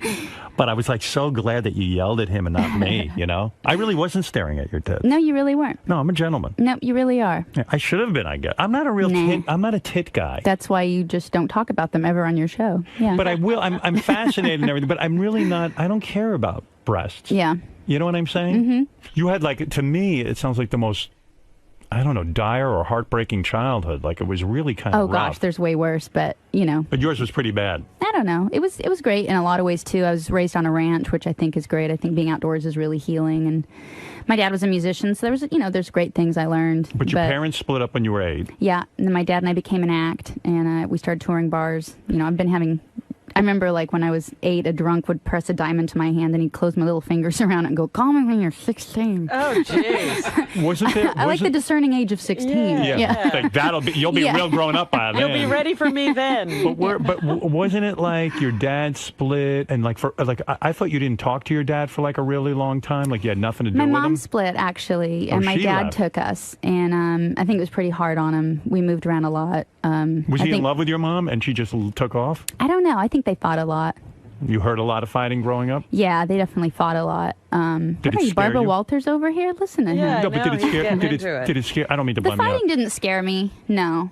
Except you notice tension, certainly. After the divorce, I think it got a lot harder. I was suddenly, the single dad. He didn't really know how to. I mean, at least he stepped up. But and took us. he stepped up and Yeah. took you, because a lot of dads would have just sent you off to the local orphanage and say, I Yeah. can't handle this whole thing. Yeah, he stepped up. We moved behind my uncle's machine shop first. I slept in a coat closet, was my little room, and my brother slept in the water heater closet. Is your brother older? I have 2 brothers, one older and one younger. Was it rough on them? Probably rougher on you, because how many dads know what to do with a daughter? It was hard. Our relationship was definitely the most difficult. I moved out when I was 15 on my own. And you say your dad was a musician, but he was really poor, right? Because when you grew up, didn't you have to go down to a river and bathe? Yeah, we were raised on a ranch where it was really remote in the mountains and there wasn't electricity out there.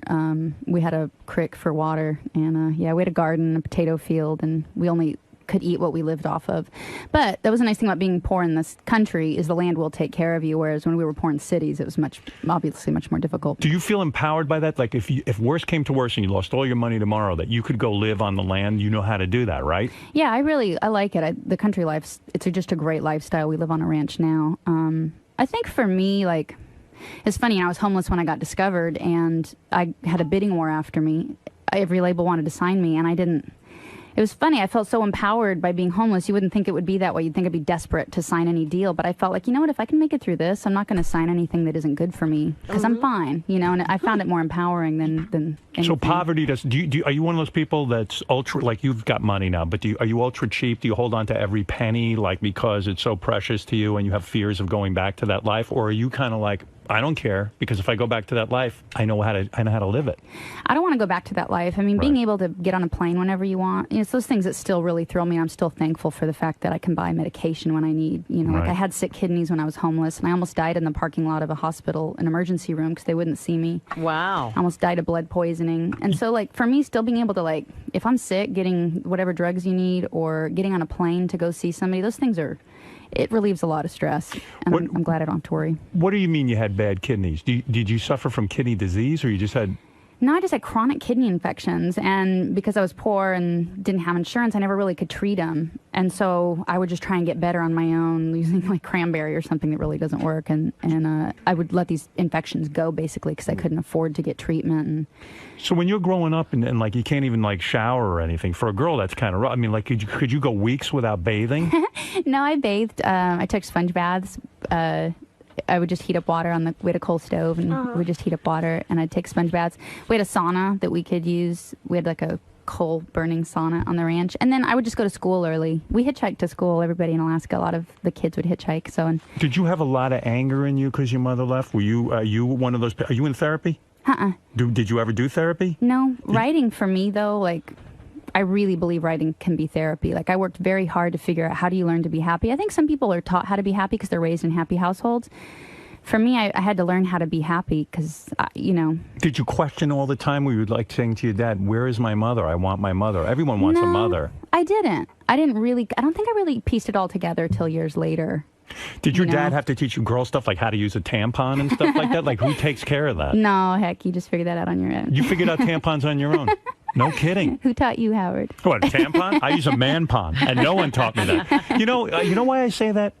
And this is going to sound gross to you, but I swear it's real. No one even taught me how to wipe my ass, and I did it wrong for years. Really? Yeah, I made a fissure back there for a while until I figured it out. Like, people need help figuring out how to live, and when you're a young girl, you need a mother to teach you. You basically, and didn't it drive you crazy that your mother was alive somewhere, running around, and you never got to see her? It's filled with curiosity. I saw her once in a while. You know, like I'd get to Anchorage and see her. I didn't really piece it all together. I didn't really understand what happened. I didn't understand why she wasn't with us. I just knew they got divorced and my dad took us. But what was her explanation? I've never gotten one. I don't really know. Did you talk to her often, even though you didn't see her? I really, you know, like, you're a kid and you really want to be with her for sure. Right. And I think in my mind I built up that we had this bond that we probably really didn't. Was she cuckoo in a sense? Because like I read some story about you when you were starting to make it in the record business, she would negotiate your contractors, or she somehow got involved in your contract negotiation, would contact a spirit named Z or something like that. Is that true?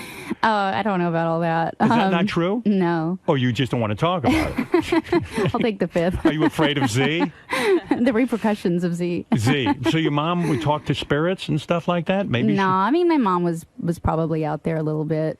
It's hard. You know, it's hard as a kid having any parent involved in your career, for sure. It definitely got better when we separated that out. But why did you allow your mother to even step into your career? She wasn't there for you growing up. And then suddenly, do you think you gave over your career to her in a sense because you so badly wanted a mother in your life that you could bribe her in a sense and make her be with you through your music? I don't know. It's complicated. It's such a mixed psychology. Why did you feel confident that your mother could run your career? I mean, I knew her a little bit before then. I moved to San Diego to help her because she was sick in San Diego. Right. And when I was homeless, she ended up living in her car too. And like I said, I thought we were really close, kind of. You know, it's kind of one of those things where I think that you want that love, and that's something that you feel like you have. And when you're getting into a business that's this scary, too, you want to feel like you can trust somebody, and of course you would trust your parents. So you mean your father and you would go around doing an act when you were a kid, and you would even yodel and stuff. I've heard you yodel on TV shows. It's pretty awesome. I mean, it's great. I mean, and this talent came out early on. I mean, you were gifted, and not only that, you're good looking. I mean, you're beautiful. You're stunning, I would have to say. I mean, you know that. You don't usually expect to find a girl like this in a car, living in a car. No. Were there a lot of, because like even I noticed with Carvel, like you told him off about your breasts and all that, were there a lot of sexual predators around you because you were so good looking and you had nobody really watching out for you? I mean, you're on the road, you're in a homeless, I mean, you must have gone in through bars the mill. at I mean, 8, 9 years old. Yeah, and I don't think it was because of the way I look at all. I just think that it's just men. But you have a double whammy. I mean, you're really, like, you're a model good looks, you know what I mean? Stop. Well, it's true. I mean, look at you. Yeah, I've learned at a very young age to really watch out for myself. It's also a reason I never drank or did get into drugs, because I was raised in so many bar rooms and I watched what a woman would do for a compliment, what a woman would compromise for attention. I watched guys try and drink away all their problems and never get it done. And I thought, you know what, if I'm going to, I knew I was kind of in trouble. I knew I was kind of a scared kid. I knew I had issues. And I thought if I just can't handle them at the time, I wouldn't hide from them. I would try and handle them as they came and not try and hide from them. And that's when I really started writing. And that writing always relieved the pressure the way I think drugs do for people. It just took the edge off enough that I could kind of make it through another day. And it taught me about myself, and it educated me about myself and where I was. But yeah, I did deal with a lot of predators. You know, I had a guy come up to me in the Catchmax shoe and grocery store, wanted to take my picture, headshots. My dad was really flattered, of course, and he just made me really uncomfortable. And we took pictures, very normal, silly headshots, but I did not like him. And you can see in the pictures I look really pissed. I'm like 8. And it turns out I wanted to go see my mom in Anchorage. And in a Homer, you can do this ride line on the radio because nobody has phones. And so I put on the ride line, one person needs a ride to Anchorage, we'll split gas. And this guy answered the call, and he's the one that drove me to Anchorage. And he made me so uncomfortable at that age that I remember having my hand on the door to jump out of the car. And this is at 8 years old. Yeah. And then there was like a restroom in the mountains, and I wouldn't go in until somebody else pulled up and another woman went in the restroom. I wouldn't go in that restroom alone. Like, I just really didn't trust him. And I remember telling my dad, I was like, I don't ever want to be around that guy again. And he was a little bit like, who do you think you are? Like, he's nice. And it turns out, a year later, he was caught for child prostitution and pornography and all that. And who at 8 years old would allow you in a car with a strange man? I mean, I don't know. It was just a different time, I guess. No, it wasn't a different time. No one was looking out for you. Yeah. And then, in a lot of bars, you'd have guys come up to you and be like, you're going to be so good to sleep with when you get older. And, just say really inappropriate things.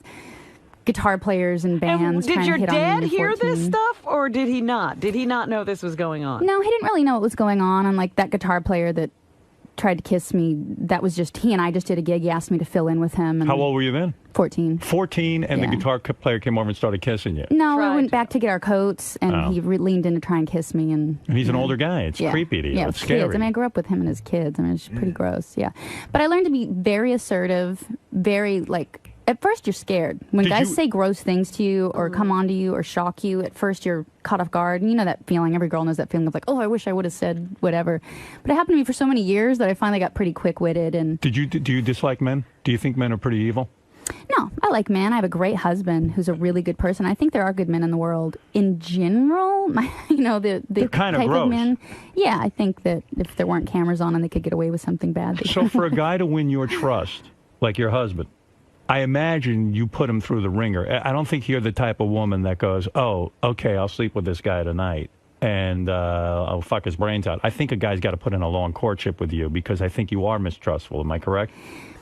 Well, I've learned that people really reveal themselves. You just have to be, you can't kid yourself about who you want somebody to be, I think is the most important thing. But how long did your husband have to work you before he got in your pants? I mean, really got in your pants. I don't mean kissing or maybe even feeling you up. I bet you takes at least 2 weeks. Am I correct? I don't know. It took us a little while, but we had good chemistry. How long did it take your husband to get in your pants? I have good instincts. Sometimes I trust people right away, and I'm not talking about sex. I'm just talking about some people I just trust instantly, and I've really learned to trust my instincts. And Ty was he's trustworthy. He's a stand-up guy. And so you're saying that he got in pretty quick? No. No. How long did you make him wait? I'm curious. Come on, tell me. I've heard it was months. How long did it take with you and your wife? 2 weeks. Really? Yeah, but I'm very trustworthy, as you can see. Well, we spent every minute together, so she even explains it's more like 2 months we were together. You guys had like a really fast bond? We did. We had a really fast bond. I knew that she was for me, and that was it. That was Now, it. she's Catholic, right? And you're Jewish? Yeah. How does that work? Yes. Well, how does that work? Well, I'm basically going to hell. She's going to heaven. So we're spending as much time as we can in this life. Because eternity is not promised. How does it work? But you said, honestly, you said it took your husband 2 months to get into your pants. I know that. I read it in an interview. I don't think I ever said that. You did. Really? Am I right? You know, we actually talked on the phone for 8 months. Wow. I met him at a rodeo in Denver, at a rodeo and livestock show like all couples meet. And we talked on the phone for about 8 or 9 months and got to know each other. And then we had a first date at a rodeo. And then we both flew out. We just saw each other for a couple hours. See, I never got why you were with him, but now I understand. You grew up on a farm kind of situation. A ranch. So that's what you're attracted. We have a lot in common that way, but I don't think that's not why I'm with him. He seems very quiet to me.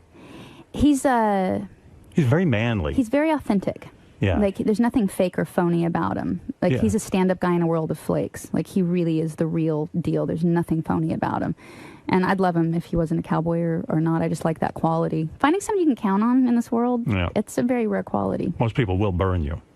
They will. And I think a lot of people go for the wrong thing. They go for looks or beauty, and all that's great. You know, having chemistry is really important. But having something you can rely on and count on is a very admirable quality. Yeah, women have always used me for my looks, and I'm sick of it. Yeah. I know. I mean, I know. It's so torturous. I'm so hot. They think of you as So all those arm hot women you candy. dated after you got a divorce. Yes. So they were just using you because you were rich, or? I think, well, here's my bottom And men are line. comfortable with that.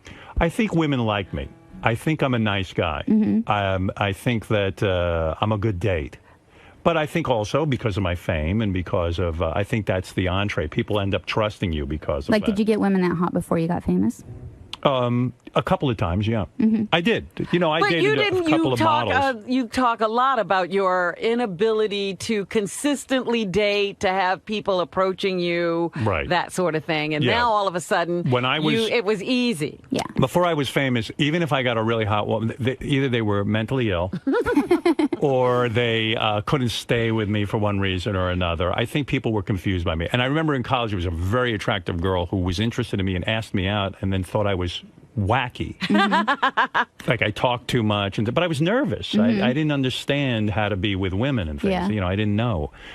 So I get the impression that when you were young and doing all this, you know, singing and everything, which is a great apprenticeship, and I mean, that's how you learn your stuff. I don't understand how you ended up homeless. I mean, you left your father, and then suddenly you're living in your car? I moved out when I was 15. I had several jobs around town in Homer, one of which was cleaning a dance studio. And I asked the dance teacher, in exchange for me cleaning his studio, would he let me take dance lessons? We got to know each other, and he saw me sing locally. And turns out he worked at a school called Interlochen in Michigan. It's a real famous singing arts school. Do you think you would have done well in Dancing with the Stars if I guess you broke something or other and you couldn't participate? I don't know if I would have. You know, there's two types of singers, and the type that dance and the type that don't. I'm not the type that don't. I'm used to having a guitar. But you took dance lessons, you just said. Very, very, very little. Yeah, I took about a year of it, and I'm not very good. I wasn't very good at it. I'm glad you didn't go on it because the show is fixed. They have professional dancers who compete. Yeah. It's not fair. I know, but as my husband proved, he got really far. He made it to the Final Four, and he definitely wasn't, you know, professional. So you're growing up and you're good looking. And did it ever occur to you that you could have just made money on your looks instead of taking jobs cleaning dance studios? I'm not that good looking. No, you're really good looking. Hey, come on. I mean, right? She's beautiful. What is she talking about? I mean, you know that. And because you're really good looking, did it ever occur to you like become a stripper or to use your body in that way? Did you At ever? 15, there are not a lot 15. of options for girls. No, I'm just saying. That's what I'm saying. Usually, you know, that's when you're going to fall into something like that, being out on your own. And Yeah, I mean, like you have a really clear head about this stuff. I'm surprised you didn't. You never considered any of that.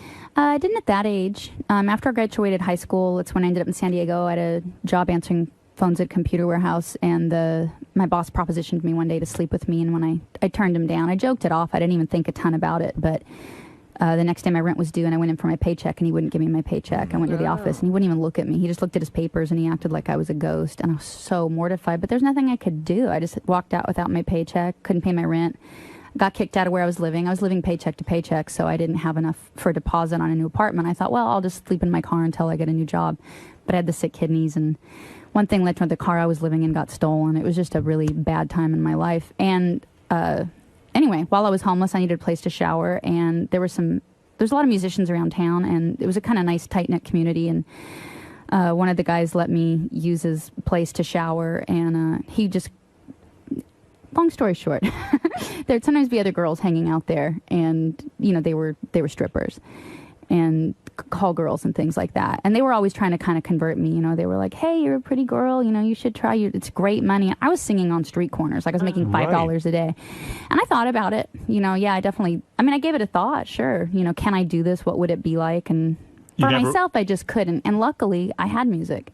I wasn't successful and I wasn't trying to get signed, but I grew up singing live. I grew up getting paid $200 a night cash to sing. And I was like, I just started writing songs, and I had that. If I didn't have that, it would have been hard. Did you start to lose faith? How old were you at that point, 18 or so?